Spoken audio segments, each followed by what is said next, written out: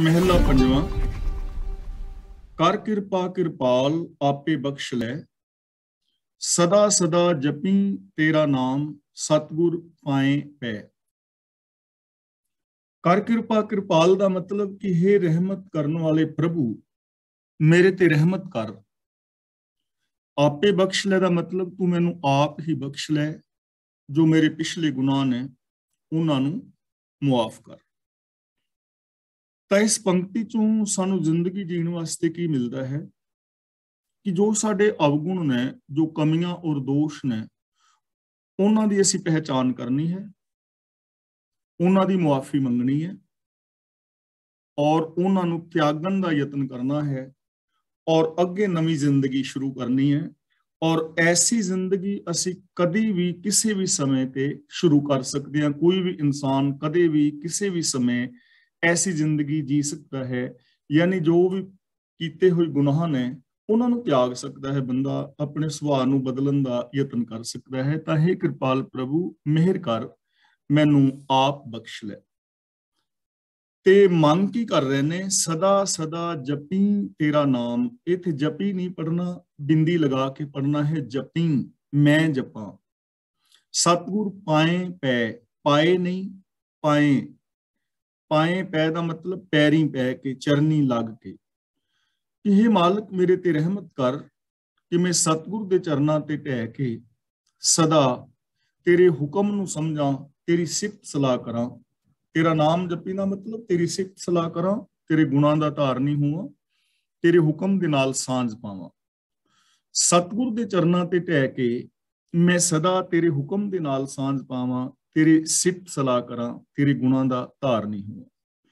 तो इथों सानू जिंदगी जीण लई की मिल रहा है कि असीं गुरु जी की अगवाई लैनी है और गुरु के दसे राहां ते चलना है, गुरु ज्ञान मुताबिक जिंदगी जीनी है और गुणां दे धारनी होना है।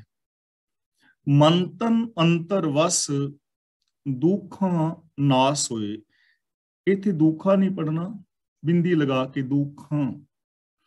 हे कृपाल प्रभु मेरे मन विच और तन विच आके वस, ताकि मेरे दुख मुक जान, मेरे दुखां दा नास हो जाए। हुण देखो साडे दुखां दा नास किवें हो जाएगा?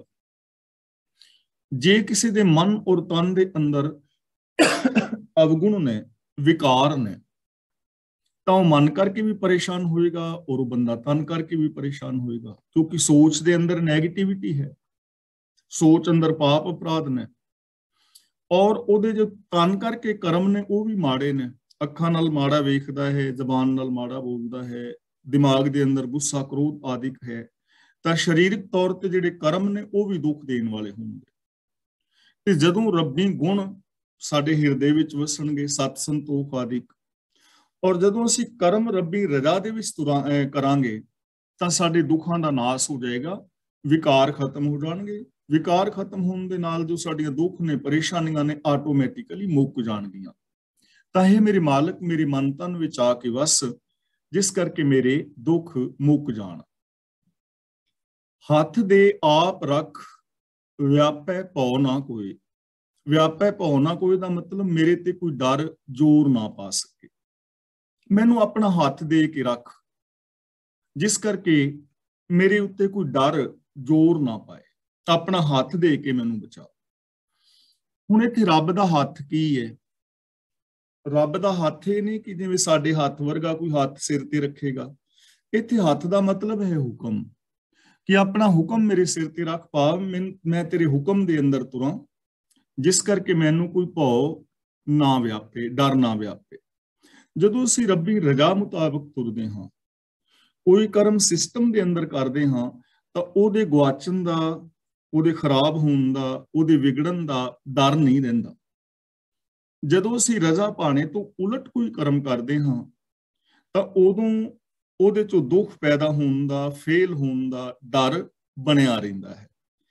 ਤਾਂ ਜੇਕਰ ਅਸੀਂ ਆਪਣੀ ਜ਼ਿੰਦਗੀ ਚੋਂ ਡਰ ਭੌ ਨੂੰ ਗਵਾਉਣਾ ਹੈ ਤਾਂ ਸਾਨੂੰ ਰੱਬੀ ਰਜ਼ਾ ਨੂੰ ਸਮਝਣਾ ਚਾਹੀਦਾ ਹੈ ਔਰ ਰੱਬੀ ਗੁਣਾਂ ਦੇ ਧਾਰਨੀ ਹੋਣਾ ਚਾਹੀਦਾ ਹੈ, ਜਿਸ ਕਰਕੇ ਜ਼ਿੰਦਗੀ ਦੇ ਅੰਦਰ ਕੋਈ ਡਰ ਨਾ ਵਿਆਪੇ। ਮਿਸਾਲ ਵਜੋਂ ਜੇ ਮੈਂ ਕਿਤੇ ਕੋਈ ਚੋਰੀ ਕੀਤੀ ਹੈ ਛੋਟੀ ਮੋਟੀ, ਤਾਂ ਮੇਰੇ ਮਨ ਦੇ ਅੰਦਰ ਹਮੇਸ਼ਾ ਡਰ ਬਣਿਆ ਰਹੇਗਾ ਕਿ ਇਹ ਕਿਤੇ ਇਹਨਾਂ ਨੂੰ ਪਤਾ ਨਾ ਲੱਗ ਜਾਏ ਜਿਨ੍ਹਾਂ ਦੀ ਮੈਂ ਚੋਰੀ ਕੀਤੀ ਹੈ।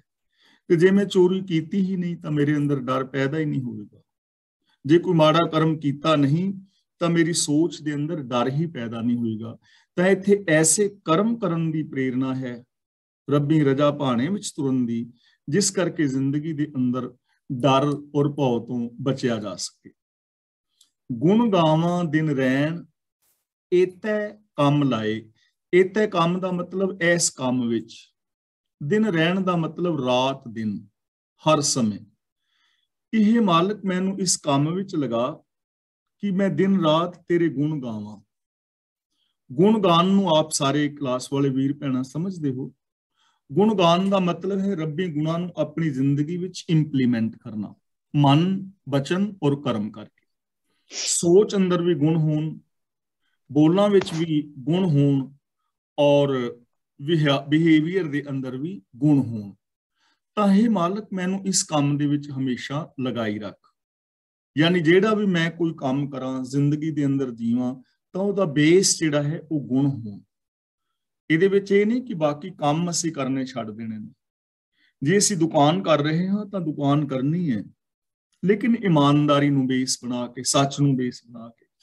ਖੇਤੀ ਕਰ ਰਹੇ ਹਾਂ, ਵਪਾਰ ਕਰ ਰਹੇ ਹਾਂ, ਜੌਬ ਕਰ ਰਹੇ ਹਾਂ, ਆਪਣੇ ਰਿਸ਼ਤੇਦਾਰਾਂ, ਸੱਜਣਾ ਮਿੱਤਰਾਂ ਦੇ ਨਾਲ ਮਿਲਵਰਤਨ ਰੱਖ ਰਹੇ ਹਾਂ, ਤਾਂ ਇਹ ਸਾਰੇ ਕੰਮ ਤਿਆਗਣੇ ਨਹੀਂ, ਸਿਰਫ ਔਰ ਸਿਰਫ ਗੁਣਾਂ ਦੇ ਧਾਰਨੀ ਹੋ ਕੇ ਇਹ ਜੀਵਨ ਬਤੀਤ ਕਰਨ ਦਾ ਯਤਨ ਕਰਨਾ ਹੈ ਕਿ ਮੈਂ ਹਮੇਸ਼ਾ ਤੇਰੇ ਗੁਣ ਗਾਉਂਦਾ ਰਹਾ। ਮੈਨੂੰ ਇਸ ਕੰਮ ਦੇ ਵਿੱਚ ਲਾ, ਮੈਂ ਅਵਗੁਣਾਂ ਦਾ ਤਿਆਗ ਕਰ ਸਕਾਂ।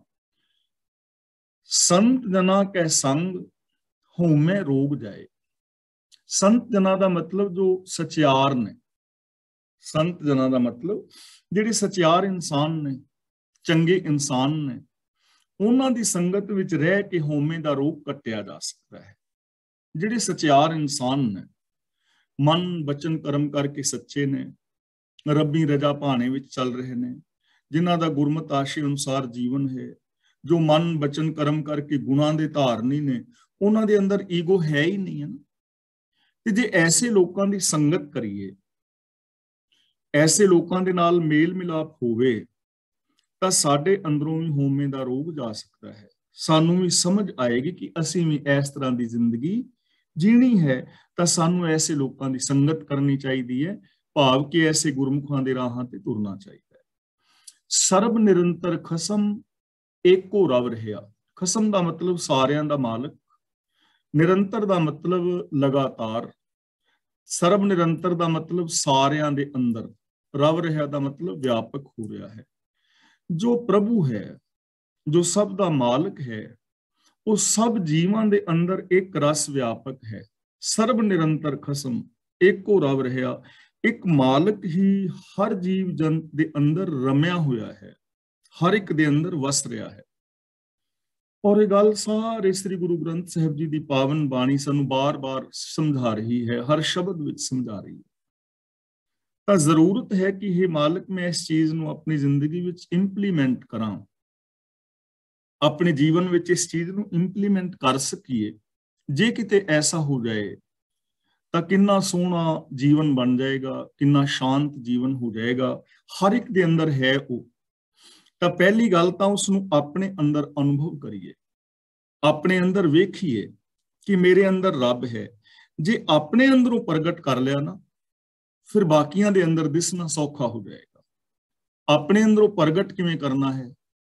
ਗੁਣਾਂ ਦੇ ਰੂਪ ਵਿੱਚ, ਕਿਉਂਕਿ ਰੱਬ ਗੁਣਾਂ ਦਾ ਮੁਜੱਸਮਾ ਹੈ ਨਾ। ਗੁਣ ਨਿਧਾਨ ਭਗਤਨ ਕੋ ਬਰਤਨ ਬਿਰਲਾ ਪਾਵੇ। ਅੰਦਰ ਜੋ ਗੁਣ ਨੇ ਨਾ, ਉਹੀ ਰੱਬ ਹੈ ਅਸਲ ਦੇ ਅੰਦਰ। ਤਾਂ ਸਤ ਸੰਤੋਖ ਦਇਆ ਧਰਮ ਵਗੈਰਾ ਵਗੈਰਾ ਜਿੰਨੇ ਵੀ ਗੁਣ ਨੇ, ਉਹ ਹਰ ਇਨਸਾਨ ਦੇ ਅੰਦਰ ਮੌਜੂਦ ਨੇ। ਚਾਹੇ ਉਹ ਦੁਨੀਆ ਦੇ ਕਿਸੇ ਵੀ ਜਾਤ ਨਸਲ ਕੌਮ ਦਾ ਬੰਦਾ ਹੈ, ਕਿਸੇ ਵੀ ਦੇਸ਼ ਦਾ ਹੈ, ਕਿਸੇ ਵੀ ਰੰਗ ਨਸਲ ਦਾ ਹੈ, ਹਰ ਇਨਸਾਨ ਦੇ ਅੰਦਰ ਗੁਣ ਮੌਜੂਦ ਨੇ। ਤਾਂ ਸਭ ਤੋਂ ਪਹਿਲਾਂ ਅਸੀਂ ਆਪਣੇ ਅੰਦਰ ਸਿਰਫ ਗੁਣਾਂ ਨੂੰ ਵੇਖੀਏ ਔਰ ਉਹਨਾਂ ਗੁਣਾਂ ਨੂੰ ਪ੍ਰਗਟ ਕਰੀਏ, ਮਤਲਬ ਆਪਣੇ ਬਿਹੇਵੀਅਰ ਦੇ ਵਿੱਚ ਲਿਆਈਏ, ਸੋਚ ਵਿੱਚ ਵੀ, ਬਿਹੇਵੀਅਰ ਵਿੱਚ ਵੀ ਔਰ ਬੋਲਾਂ ਦੇ ਵਿੱਚ ਵੀ। ਜਦੋਂ ਆਪਣੇ ਅੰਦਰੋਂ ਗੁਣ ਪ੍ਰਗਟ ਹੋ ਜਾਣਗੇ ਨਾ, ਤੇ ਫਿਰ ਸਾਨੂੰ ਇਹ ਸਮਝ ਆ ਜਾਏਗੀ ਕਿ ਦੂਜਿਆਂ ਦੇ ਅੰਦਰ ਵੀ ਇਹ ਸਾਰੇ ਦੇ ਸਾਰੇ ਰੱਬੀ ਗੁਣ ਮੌਜੂਦ ਨੇ। ਸਾਨੂੰ ਇਹ ਸਮਝ ਆ ਜਾਏਗੀ ਕਿ ਇਸ ਬੰਦੇ ਦੇ ਅੰਦਰ ਰੱਬ ਤੇ ਹੈ, ਰੱਬੀ ਗੁਣ ਤੇ ਹੈ ਨਾ, ਲੇਕਿਨ ਇਹ ਉਹਨਾਂ ਨੂੰ ਯੂਜ਼ ਨਹੀਂ ਕਰ ਰਿਹਾ, ਉਹਨਾਂ ਨੂੰ ਵਰਤ ਨਹੀਂ ਰਿਹਾ। ਤਾਂ ਗੁਰੂ ਜੀ ਕਹਿੰਦੇ ਨੇ ਹਰ ਇੱਕ ਦੇ ਅੰਦਰ ਰੱਬ ਵਸ ਰਿਹਾ ਹੈ, ਇਹ ਚੀਜ਼ ਦੀ ਸਾਨੂੰ ਸਮਝ ਆ ਜਾਏ ਔਰ ਇਸ ਨੂੰ ਅਸੀਂ ਵਰਤਣ ਦਾ ਯਤਨ ਕਰੀਏ। ਤੇ ਯਾਦ ਰੱਖਣਾ, ਇਹਨਾਂ ਚੀਜ਼ਾਂ ਨੂੰ ਵਰਤਣ ਵਾਸਤੇ ਨਾ ਇੱਕ ਨਿੱਕਾ ਜਿਹਾ ਮੈਥਡ ਹੈ।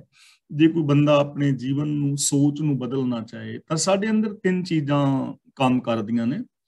ਸਾਡੇ ਥਾਟਸ ਨੇ, ਸਾਡੇ ਵਿਚਾਰ, ਇਮੋਸ਼ਨਸ, ਸਾਡੇ ਜੋ ਵਲੋਲੇ ਨੇ, ਭਾਵਨਾਵਾਂ ਨੇ, ਔਰ ਸਾਡੇ ਜੋ ਬਿਹੇਵੀਅਰ ਹੈਗਾ, ਕਰਮ ਹੈਗਾ। ਹੁਣ ਜੋ ਸਾਡੇ ਥਾਟਸ ਨੇ ਉਹ ਸਾਡੇ ਅੰਦਰ ਇਮੋਸ਼ਨਸ ਪੈਦਾ ਕਰਦੇ ਨੇ ਔਰ ਸਾਡੇ ਇਮੋਸ਼ਨਸ ਜਿਹੜੇ ਨੇ ਬਿਹੇਵੀਅਰ ਪੈਦਾ ਕਰਦੇ ਨੇ। ਇਹ ਇੱਕ ਸਰਕਲ ਚੱਲਦਾ ਹੈ। ਜੈਸਾ ਅਸੀਂ ਬਿਹੇਵੀਅਰ ਕਰਾਂਗੇ ਵੈਸੇ ਸਾਡੇ ਅੰਦਰ ਵਿਚਾਰ ਆਉਣਗੇ, ਜੈਸੇ ਵਿਚਾਰ ਆਉਣਗੇ ਵੈਸੇ ਇਮੋਸ਼ਨਸ ਹੋਣਗੇ। ਜੇ ਅਸੀਂ ਵਿਚਾਰਾਂ ਨੂੰ ਬਦਲੀਏ ਤਾਂ ਜੈਸੇ ਵਿਚਾਰ ਆਉਣਗੇ ਵੈਸੇ ਇਮੋਸ਼ਨਸ ਹੋਣਗੇ, ਵੈਸਾ ਬਿਹੇਵੀਅਰ ਹੋਏਗਾ। ਜੇ ਅਸੀਂ ਇਮੋਸ਼ਨਸ ਨੂੰ ਬਦਲ ਲਈਏ ਤਾਂ ਜੈਸੇ ਇਮੋਸ਼ਨਸ ਹੋਣਗੇ ਵੈਸਾ ਬਿਹੇਵੀਅਰ ਹੋਏਗਾ, ਵੈਸੇ ਵਿਚਾਰ ਹੋ ਜਾਣਗੇ। ਅਸੀਂ ਕਿਤੋਂ ਵੀ ਸ਼ੁਰੂ ਕਰ ਸਕਦੇ ਹਾਂ। ਇਹ ਚੀਜ਼ ਬਦਲਣ ਵਾਸਤੇ ਆਪਣੇ ਜੀਵਨ ਨੂੰ ਮੈਂ ਬੇਨਤੀ ਕਰ ਰਿਹਾ, ਕਿਤੋਂ ਵੀ ਸ਼ੁਰੂ ਕਰ ਸਕਦੇ ਹਾਂ। ਆਪਣਾ ਬਿਹੇਵੀਅਰ ਚੇਂਜ ਕਰ ਦਿਓ। ਤੁਹਾਡੇ ਵਿਚਾਰ ਚੇਂਜ ਨਹੀਂ ਹੋ ਰਹੇ, ਜੇ ਕਿਸੇ ਵਾਸਤੇ ਤੁਹਾਡੇ ਅੰਦਰ ਨਫ਼ਰਤ ਹੈ, ਕੁਝ ਵੀ ਹੈ, ਤਾਂ ਤੁਸੀਂ ਉਹਦੇ ਵਾਸਤੇ ਆਪਣਾ ਬਿਹੇਵੀਅਰ ਚੇਂਜ ਕਰ ਦਿਓ, ਪਿਆਰ ਵਾਲਾ ਬਿਹੇਵੀਅਰ। ਤਾਂ ਜਦੋਂ ਪਿਆਰ ਵਾਲਾ ਬਿਹੇਵੀਅਰ ਕਰੋਗੇ ਤੇ ਹੌਲੇ ਹੌਲੇ ਆਟੋਮੈਟਿਕਲੀ ਤੁਹਾਡੇ ਵਿਚਾਰ ਵੀ ਬਦਲ ਜਾਣਗੇ, ਇਮੋਸ਼ਨਸ ਵੀ ਬਦਲ ਜਾਣਗੇ। ਜੇ ਬਿਹੇਵੀਅਰ ਚੇਂਜ ਨਹੀਂ ਹੋ ਰਿਹਾ ਤਾਂ ਵਿਚਾਰ ਸ਼ੁਰੂ ਕਰ ਦਿਓ ਵੀ ਇਹ ਬੰਦਾ ਠੀਕ ਹੈਗਾ, ਮੈਨੂੰ ਆਪਣਾ ਵਿਚਾਰ ਬਦਲ ਲੈਣੇ ਚਾਹੀਦੇ ਨੇ। ਵਿਚਾਰ ਬਦਲ ਲੋਗੇ, ਇਮੋਸ਼ਨਸ ਬਦਲ ਜਾਣਗੇ। ਜਾਂ ਆਪਣੇ ਇਮੋਸ਼ਨਸ ਬਦਲ ਲਓ, ਭਾਵਨਾਵਾਂ ਬਦਲ ਲਓ ਕਿ ਮੈਂ ਇਸ ਬੰਦੇ ਨਾਲ ਪ੍ਰੇਮ ਕਰਨਾ ਹੈ, ਮੈਂ ਸਹੀ ਵਰਤੋਂ ਕਰਨੀ ਹੈ। ਤਾਂ ਕਿਤੋਂ ਵੀ ਅਸੀਂ ਚੇਂਜ ਕਰਨਾ ਸ਼ੁਰੂ ਕਰ ਸਕਦੇ ਹਾਂ। ਇਹ ਚੀਜ਼ ਨੂੰ ਸਮਝ ਕੇ ਕਿ ਸਰਬ ਨਿਰੰਤਰ ਖਸਮ ਏਕੋ ਰਵ ਰਿਹਾ, ਇੱਕ ਹੀ ਤੇ ਰਮਿਆ ਹੋਇਆ ਹੈ, ਮੇਰੇ ਆਪਣੇ ਅੰਦਰ ਵੀ ਹੈ, ਬਾਹਰ ਵੀ ਹੈ। ਤਾਂ ਇਹਨਾਂ ਚੀਜ਼ਾਂ ਨੂੰ ਇੰਪਲੀਮੈਂਟ ਕਰਨ ਦੀ ਜ਼ਰੂਰਤ ਹੈ। ਗੁਰ ਪ੍ਰਸਾਦੀ ਸੱਚ, ਸੱਚੋ ਸੱਚ ਲਹਿਆ। ਲਹਿਆ ਦਾ ਮਤਲਬ ਲੱਭਿਆ, ਪਛਾਣਿਆ। ਗੁਰੂ ਦੀ ਕਿਰਪਾ ਦੁਆਰਾ ਸੱਚੇ ਹਰੀ ਨੂੰ ਸੱਚੋ ਸੱਚ ਪਛਾਣਿਆ ਹੈ। ਯਾਨੀ ਸਦਾ ਸਥਿਰ ਰਹਿਣ ਵਾਲੇ ਪ੍ਰਭੂ ਨੂੰ ਜਿਸ ਨੇ ਵੀ ਲੱਭਿਆ ਹੈ, ਉਹ ਸੱਚੋ ਸੱਚ ਲਹਿਆ ਦਾ ਮਤਲਬ ਜਿਸ ਨੇ ਸੱਚੀ ਮੁੱਚੀ ਲੱਭ ਲਿਆ ਹੈ। ਕਿੰਨੇ ਲੱਭਿਆ ਹੈ? ਗੁਰੂ ਦੀ ਕਿਰਪਾ ਦੇ ਨਾਲ, ਗੁਰੂ ਦੀ ਮਿਹਰ ਦੇ ਨਾਲ। ਯਾਨੀ ਇਹ ਜੋ ਰੱਬ ਨੂੰ ਸਾਰਿਆਂ ਦੇ ਵਿੱਚ ਵੇਖਣਾ ਹੈ, ਰੱਬ ਵਰਗਾ ਬਿਹੇਵੀਅਰ ਬਣਾਉਣਾ ਹੈ, ਗੁਣਾਂ ਦੇ ਧਾਰਨੀ ਹੋਣਾ ਹੈ, ਜੋ ਵੀ ਇਨਸਾਨ ਹੋਇਆ ਹੈ ਉਹ ਗੁਰੂ ਦੀ ਕਿਰਪਾ ਨਾਲ ਹੋਇਆ ਹੈ। ਗੁਰੂ ਦੀ ਕਿਰਪਾ ਦਾ ਮਤਲਬ ਗੁਰੂ ਦਾ ਜੋ ਗਿਆਨ ਹੈ, ਗੁਰੂ ਦੀ ਦੱਸੀ ਵਿਚਾਰਧਾਰਾ ਹੈ, ਗੁਰੂ ਦੇ ਗਿਆਨ ਨੂੰ ਵਰਤੋਂ ਵਿੱਚ ਲਿਆ ਕੇ ਕੋਈ ਵੀ ਹੋਇਆ, ਜੋ ਵੀ ਹੋਇਆ। ਇਹਦਾ ਮਤਲਬ ਕਿ ਅਸੀਂ ਗੁਰਬਾਣੀ ਨੂੰ ਇੰਪਲੀਮੈਂਟ ਕਰੀਏ ਤਾਂ ਅਸੀਂ ਸੱਚੇ ਨੂੰ ਵੇਖ ਸਕਦੇ ਹਾਂ, ਸੱਚ ਨੂੰ ਹਰ ਥਾਂ ਤੇ ਵੇਖ ਸਕਦੇ ਹਾਂ, ਸੱਚ ਵਰਗੇ ਅਸੀਂ ਹੋ ਸਕਦੇ ਹਾਂ। ਦਇਆ ਕਰੋ ਦਇਆਲ, ਆਪਣੀ ਸਿਫਤ ਦੇਹ। ਹੇ ਦਿਆਲ ਪ੍ਰਭੂ, ਦਇਆ ਕਰ, ਮੈਨੂੰ ਆਪਣੀ ਸਿਫਤ ਸਲਾਹ ਬਖਸ਼। ਇਹ ਦੇਹ ਸ਼ਬਦ ਇੱਥੇ ਇਕਵਚਨੀ ਹੈ। ਇਹਨੂੰ ਤੁਸੀਂ ਦੇਹੋ ਪੜ੍ਹਨਾ ਚਾਹੋ ਤੇ ਪੜ੍ਹ ਸਕਦੇ ਹੋ, ਕਿਉਂਕਿ ਇੱਥੇ ਦੇਹੋ ਸ਼ਬਦ ਬਹੁਵਚਨੀ ਰੂਪ ਵਿੱਚ ਇਸ ਤਰ੍ਹਾਂ ਵਿਖਾਇਆ ਗਿਆ ਜਿਵੇਂ ਸਤਿਕਾਰ ਵਾਸਤੇ ਨਾ ਅਸੀਂ ਤੂੰ ਤੁਸੀਂ ਕਹਿੰਦੇ ਆ ਕਿ ਤੁਸੀਂ ਭੈਣ ਤੁਸੀਂ ਮੈਨੂੰ ਪਾਣੀ ਦਿਓ, ਜਾਂ ਵੀਰ ਤੁਸੀਂ ਮੈਨੂੰ ਪਾਣੀ ਦਿਓ। ਹੁਣ ਇੱਕ ਵੀਰ ਨੂੰ ਕਿਹਾ ਜਾ ਰਿਹਾ ਹੈ, ਲੇਕਿਨ ਤੁਸੀਂ ਸ਼ਬਦ ਸਤਿਕਾਰ ਵਜੋਂ ਜਿਵੇਂ ਬੋਲਦੇ ਆ ਨਾ, ਤਾਂ ਦੇਹੋ ਇੱਥੇ ਸ਼ਬਦ ਸਿੰਗੂਲਰ ਹੈ। ਦਇਆ ਕਰੋ ਦਇਆਲ, ਆਪਣੀ ਸਿਫਤ ਦੇਹ, ਕਿ हे ਦਇਆਵਾਨ ਪ੍ਰਭੂ ਮੇਰੇ ਤੇ ਕਿਰਪਾ ਕਰ, ਮੈਨੂੰ ਆਪਣੀ ਸਿਫਤ ਸਲਾਹ ਬਖਸ਼।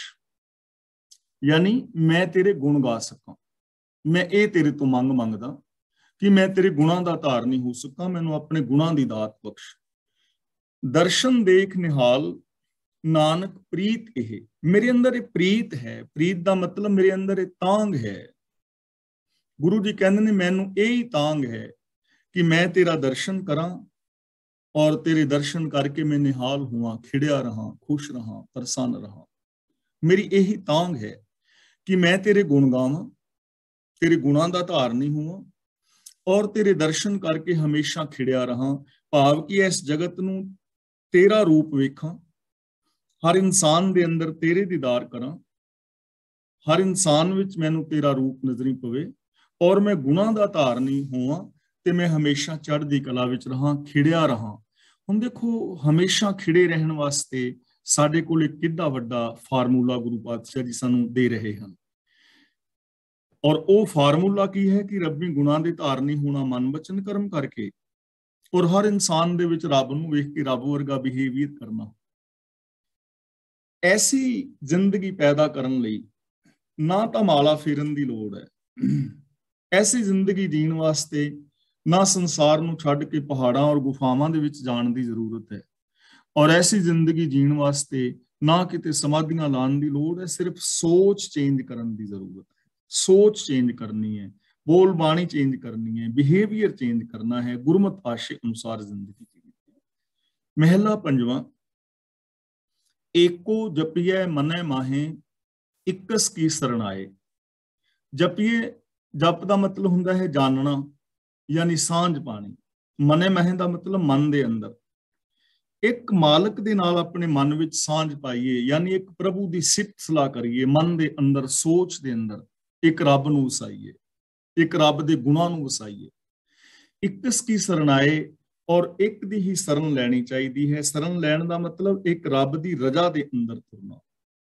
एको जपिए मने माहे इकस की शरण आए, यानी एक रब की रजा विच तुरना चाहिए और एक प्रभु की सिफत सलाह करनी चाहिदी है।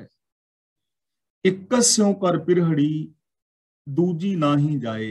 पिरहड़ी का मतलब प्रेम, जाए का मतलब थां, कि हे मेरे मन एक दे नाल प्यार पा, एक दे नाल प्रीत पा, उस तो बिना होर कोई थां टिकाना नहीं है।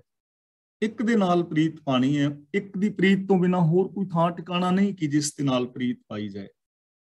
मेर तेर दे विचारां नाल प्रीत नहीं पानी चाहिए, हौमे हंकार नाल प्रीत नहीं पानी चाहिए, कर्म कांडां दे नाल प्रीत पाण दा कोई लाभ नहीं है, वहमां भरमां दे नाल प्रीत पाण दा कोई लाभ नहीं है। एक दे नाल प्रीत पा, ऐस विचार नाल कि एक पसरिया होया है चार चुफेरे, एक ओंकार कि सारा जगत एक है। एक दे नाल प्रीत पाण दा मतलब हर एक दे नाल एक जैसा बिहेवियर, अंदरों बाहरों एक होना, एक रब्बी गुणां दे नाल प्रीत पाना। एक दे नाल प्रीत पा, उस तो अलावा होर कोई जगह है नहीं। इक्को दाता मंगीए सब किछ पल्ले पाए। इनू पले नहीं पढ़ना, पले का मतलब हुंदा हो जाएगा पालना या पलना। पल्ले, पल्ले पाए का मतलब मिलता है, सब किछ का मतलब हर एक चीज। इक्को दाता मंगीए, एक दाते पासों ही मंगना चाहिए है, हर एक चीज उस पासों ही मिलती है। एक तो मंगना चाहिए है, एक तो ही हर शै पल्ले पैंदी है। हुण देखो एक तो किवें पल्ले पैंदी है, एक तो मंगण का भाव की है। एक तो मंगण का मतलब है कि एक प्रभु की रजा दे विच तुरना, एक प्रभु की रजा के अंदर तुर के ही हर चीज पल्ले पै सकती है। जिहड़ी भी चीज असीं पाना चाहते हैं, सुख शांति आनंद खेड़ा प्रसन्नता, वो रजा पाने विच तुर के पल्ले पै सकती है। मन लो असीं सुख पाना चाहते हैं, तो सुख पाने वास्ते एक रब की रजा विच तुरांगे, यानी गुणां दे असीं धारनी हो जाइए, ਤਾਂ ਸਾਡੀ ਜ਼ਿੰਦਗੀ ਦੇ ਅੰਦਰ ਸੁੱਖ ਪੈਦਾ ਹੋ ਸਕਦੇ ਨੇ। ਤੇ ਜੇ ਅਸੀਂ ਰਜ਼ਾ ਪਾਣੇ ਨੂੰ, ਸਿਸਟਮ ਨੂੰ ਫੋਲੋ ਨਾ ਕਰੀਏ, ਤਾਂ ਜੀਵਨ ਦੇ ਅੰਦਰ ਸੁੱਖ ਪੱਲੇ ਨਹੀਂ ਪੈਣਗੇ। ਕਿਉਂਕਿ ਨਿਯਮ ਹੈ ਨਾ, ਜਿਵੇਂ ਸਾਡੇ ਆ ਟ੍ਰੈਫਿਕ ਦੇ ਨਿਯਮ ਨੇ, ਬੇਸ਼ੱਕ ਉਹ ਅਸੀਂ ਆਪ ਹੀ ਬਣਾਏ ਨੇ, ਤੇ ਅਸੀਂ ਆਪਣੀ ਡੈਸਟੀਨੇਸ਼ਨ ਤੇ ਕਿਵੇਂ ਪਹੁੰਚ ਸਕਦੇ ਹਾਂ? ਜੇ ਅਸੀਂ ਟ੍ਰੈਫਿਕ ਦੇ ਨਿਯਮਾਂ ਨੂੰ ਸਹੀ ਫੋਲੋ ਕਰੀਏ ਤਾਂ ਹੀ ਪਹੁੰਚਾਂਗੇ ਨਾ। ਤੇ ਜੇ ਟ੍ਰੈਫਿਕ ਦੇ ਨਿਯਮਾਂ ਨੂੰ ਸਹੀ ਫੋਲੋ ਨਹੀਂ ਕਰਦੇ ਤਾਂ 2-4 ਕਿਲੋਮੀਟਰ ਚੱਲ ਲਵਾਂਗੇ, ਔਖੇ ਸੌਖੇ ਐਕਸੀਡੈਂਟ ਹੋ ਜਾਏਗਾ, ਜਾਂ ਕੋਈ ਹੋਰ ਫੋਲੋ ਨਹੀਂ ਕਰੇਗਾ ਤੇ ਜਾਮ ਲੱਗ ਜਾਏਗਾ, ਗੜਬੜ ਹੋ ਜਾਏਗੀ ਨਾ। ਤਾਂ ਡੈਸਟੀਨੇਸ਼ਨ ਤੇ ਪਹੁੰਚਣ ਲਈ ਜਿਵੇਂ ਟ੍ਰੈਫਿਕ ਦੇ ਰੂਲਸ ਨੂੰ ਫੋਲੋ ਕਰਨਾ ਬਹੁਤ ਜ਼ਰੂਰੀ ਹੈ ਨਾ, ਉਹਦੇ ਤੋਂ ਬਿਨਾਂ ਨਹੀਂ ਅਸੀਂ ਪਹੁੰਚ ਸਕਦੇ ਮੰਜ਼ਿਲ ਤੇ। ਇਸੇ ਤਰ੍ਹਾਂ ਇੱਕ ਪ੍ਰਭੂ ਦੀ ਰਜ਼ਾ ਵਿੱਚ ਚੱਲ ਕੇ ਹੀ ਹਰ ਸ਼ੈ ਪੱਲੇ ਪੈ ਸਕਦੀ ਹੈ, ਹੋਰ ਕਿਤੋਂ ਨਹੀਂ। ਹੁਣ ਜੇ ਕੋਈ ਬੰਦਾ ਚਾਹੇ ਕਿ ਮੈਂ ਰੱਬੀ ਰਜ਼ਾ ਵਿੱਚ ਨਾ ਤੁਰਾਂ, ਜੀਵਨ ਦੇ ਅੰਦਰ ਜੋ ਰਿਕੁਆਇਰਮੈਂਟਸ ਨੇ ਉਹਨਾਂ ਨੂੰ ਮੈਂ ਪੂਰੀਆਂ ਨਾ ਕਰਾਂ, ਤੇ ਕੋਈ ਬਾਬਾ ਮੈਨੂੰ ਆਸ਼ੀਰਵਾਦ ਦੇ ਦੇ ਉਹਦੇ ਨਾਲ ਮੈਨੂੰ ਸੁੱਖ ਮਿਲ ਜਾਣ, ਕੋਈ ਜੋਤਸ਼ੀ ਮੈਨੂੰ ਵਰ ਦੇ ਦੇਵੇ, ਜਾਂ ਮੇਰੇ ਗਲ ਵਿੱਚ ਤਵੀਤ ਟੂਣਾ ਪਾ ਦੇਵੇ ਤਾਂ ਉਹਦੇ ਨਾਲ ਮੈਨੂੰ ਸੁੱਖ ਆਰਾਮ ਮਿਲ ਜਾਵੇ, ਤਾਂ ਐਸਾ ਕੁਛ ਨਹੀਂ ਹੁੰਦਾ। ਇਸ ਲਈ ਇੱਕ ਤੋਂ ਮੰਗਣਾ ਚਾਹੀਦਾ ਹੈ, ਭਾਵ ਇੱਕ ਦੀ ਰਜ਼ਾ ਵਿੱਚ ਤੁਰਨਾ ਚਾਹੀਦਾ ਹੈ। ਇੱਕ ਦੀ ਰਜ਼ਾ ਵਿੱਚ ਤੁਰਨ ਦੇ ਨਾਲ ਹਰ ਸ਼ੈ ਪੱਲੇ ਪੈਂਦੀ ਹੈ। ਮੰਤਨ ਸਾਸ ਗਿਰਾਸ ਪ੍ਰਭ ਇੱਕੋ ਇੱਕ ਧਿਆਏ। ਮਨ ਤਨ ਦਾ ਮਤਲਬ ਮਨ ਕਰਕੇ, ਤਨ ਕਰਕੇ। ਸਾਸ ਦਾ ਮਤਲਬ ਸਵਾਸਾਂ ਰਾਹੀਂ, ਗਿਰਾਸ ਦਾ ਮਤਲਬ ਗਿਰਾਈ ਦੇ ਨਾਲ ਖਾਂਦਿਆਂ ਪੀਂਦਿਆਂ। ਯਾਨੀ ਮਨ ਦੀ ਰਾਹੀਂ, ਸਰੀਰ ਦੀ ਰਾਹੀਂ, ਸਵਾਸ ਖਾਂਦਿਆਂ ਪੀਂਦਿਆਂ ਇੱਕੋ ਇੱਕ ਧਿਆਏ ਦਾ ਮਤਲਬ ਇੱਕ ਨੂੰ ਯਾਦ ਰੱਖ, ਇੱਕ ਰੱਬੀ ਗੁਣਾਂ ਨੂੰ ਯਾਦ ਰੱਖ, ਇੱਕ ਰੱਬੀ ਰਜ਼ਾ ਨੂੰ ਯਾਦ ਰੱਖ, ਗੁਣਾਂ ਨੂੰ ਫੋਲੋ ਕਰ, ਮਨ ਕਰਕੇ ਵੀ, ਤਨ ਕਰਕੇ ਵੀ, ਮਾਨਸਿਕਤਾ ਦੇ ਵਿੱਚ ਵੀ ਗੁਣ, ਬਿਹੇਵੀਅਰ ਦੇ ਅੰਦਰ ਵੀ ਗੁਣ, ਖਾਂਦਿਆਂ ਪੀਂਦਿਆਂ ਵੀ ਗੁਣ। ਕੇਵਲ ਗੁਣਾਂ ਦੇ ਧਾਰਨੀ ਹੋਣਾ ਹੈ। ਅੰਮ੍ਰਿਤ ਨਾਮ ਨਿਧਾਨ ਸੱਚ, ਗੁਰਮੁਖ ਪਾਇਆ ਜਾਏ। ਹੁਣ ਅੰਮ੍ਰਿਤ ਨਾਮ ਨਿਧਾਨ ਸੱਚ, ਨਾਮ ਨਿਧਾਨ ਦਾ ਮਤਲਬ ਸੁੱਖਾਂ ਦਾ ਘਰ, ਖਜ਼ਾਨਾ, ਸੁੱਖਾਂ ਦਾ ਖਜ਼ਾਨਾ। ਸੱਚ ਦਾ ਮਤਲਬ ਸਦਾ ਸਥਿਰ ਰਹਿਣ ਵਾਲਾ। ਗੁਰਮੁਖ ਦਾ ਮਤਲਬ ਗੁਰੂ ਦੀ ਰਾਹੀਂ। ਜੋ ਪ੍ਰਭੂ ਦਾ ਆਤਮਿਕ ਜੀਵਨ ਦੇਣ ਵਾਲਾ ਸੁੱਖਾਂ ਦਾ ਖਜ਼ਾਨਾ ਹੈ, ਜੋ ਪ੍ਰਭੂ ਦੇ ਗੁਣ ਨੇ, ਸੁੱਖਾਂ ਦਾ ਖਜ਼ਾਨਾ ਹੈ, ਆਤਮਿਕ ਜੀਵਨ ਦੇਣ ਵਾਲਾ ਹੈ, ਗੁਰੂ ਦੀ ਰਾਹੀਂ ਪ੍ਰਾਪਤ ਹੁੰਦਾ ਹੈ, ਗੁਰੂ ਦੀ ਰਾਹੀਂ। ਹੁਣ ਆਤਮਿਕ ਜੀਵਨ ਦੇਣ ਵਾਲਾ ਗੁਣਾਂ ਦਾ ਖਜ਼ਾਨਾ ਹੈ, ਜਿਵੇਂ ਸੱਚਾਈ, ਦਇਆ, ਪ੍ਰੇਮ, ਨਿਰਭੈਤਾ, ਨਿਰਵੈਰਤਾ। ਜਿਸ ਇਨਸਾਨ ਦੀ ਜ਼ਿੰਦਗੀ ਵਿੱਚ ਇਹ ਗੁਣ ਨੇ, ਜੋ ਇਹਨਾਂ ਨੂੰ ਫੋਲੋ ਕਰ ਰਿਹਾ ਹੈ, ਰੱਬੀ ਰਜ਼ਾ ਵਿੱਚ ਤੁਰ ਰਿਹਾ ਹੈ, ਅਸਲੀ ਆਤਮਿਕ ਜ਼ਿੰਦਗੀ ਉਹ ਜੀ ਰਿਹਾ ਹੈ। ਤੇ ਜਦੋਂ ਅਸੀਂ ਗੁਣਾਂ ਨੂੰ ਛੱਡ ਕੇ ਔਗਣ ਕਮਾਉਂਦੇ ਹਾਂ, ਉਦੋਂ ਇਨਸਾਨੀਅਤ ਅੰਦਰੋਂ ਮਰ ਜਾਂਦੀ ਹੈ, ਉਦੋਂ ਇਨਸਾਨੀਅਤ ਅੰਦਰੋਂ ਮਰ ਜਾਂਦੀ ਹੈ। ਬੰਦਾ ਇੱਕ ਜਿਉਂਦੀ ਲਾਸ਼ ਰਹਿ ਜਾਂਦਾ ਹੈ। ਜਦੋਂ ਅਸੀਂ ਗੁਣਾਂ ਨੂੰ ਛੱਡ ਕੇ ਔਗਣਾਂ ਨੂੰ ਅੰਦਰ ਵਸਾ ਲੈਂਦੇ ਹਾਂ, ਉਦੋਂ ਸਾਡੇ ਅੰਦਰ ਡਰ, ਚਿੰਤਾ, ਫਿਕਰ ਆਦਿ ਪੈਦਾ ਹੋ ਜਾਂਦੇ ਨੇ। ਤੇ ਗੁਰੂ ਜੀ ਕਹਿੰਦੇ ਨੇ, ਜੋ ਸੁੱਖਾਂ ਦਾ ਖਜ਼ਾਨਾ ਹੈ ਨਾ, ਰੱਬੀ ਗੁਣ, ਇਹ ਗੁਰੂ ਦੇ ਜ਼ਰੀਏ ਪ੍ਰਾਪਤ ਕੀਤਾ ਜਾ ਸਕਦਾ ਹੈ, ਗੁਰੂ ਦੇ ਗਿਆਨ ਰਾਹੀਂ। ਯਾਨੀ ਗੁਰੂ ਗਿਆਨ ਦੀ ਅਗਵਾਈ ਵਿੱਚ ਚੱਲ ਕੇ, ਗੁਰੂ ਗਿਆਨ ਨੂੰ ਅਸੀਂ ਵਰਤੋਂ ਵਿੱਚ ਲਿਆ ਕੇ, ਗੁਣਾਂ ਔਗਣਾਂ ਦੀ ਪਹਿਚਾਨ ਕਰਕੇ, ਔਗਣਾਂ ਨੂੰ ਤਿਆਗ ਕੇ, ਗੁਣਾਂ ਦੇ ਧਾਰਨੀ ਹੋ ਕੇ ਇਸ ਸੁੱਖਾਂ ਦੇ ਖਜ਼ਾਨੇ ਨੂੰ ਪਾ ਸਕਦੇ ਹਾਂ। ਹਰ ਇਨਸਾਨ ਸੁਖੀ ਔਰ ਸ਼ਾਂਤ ਹੋ ਸਕਦਾ ਹੈ।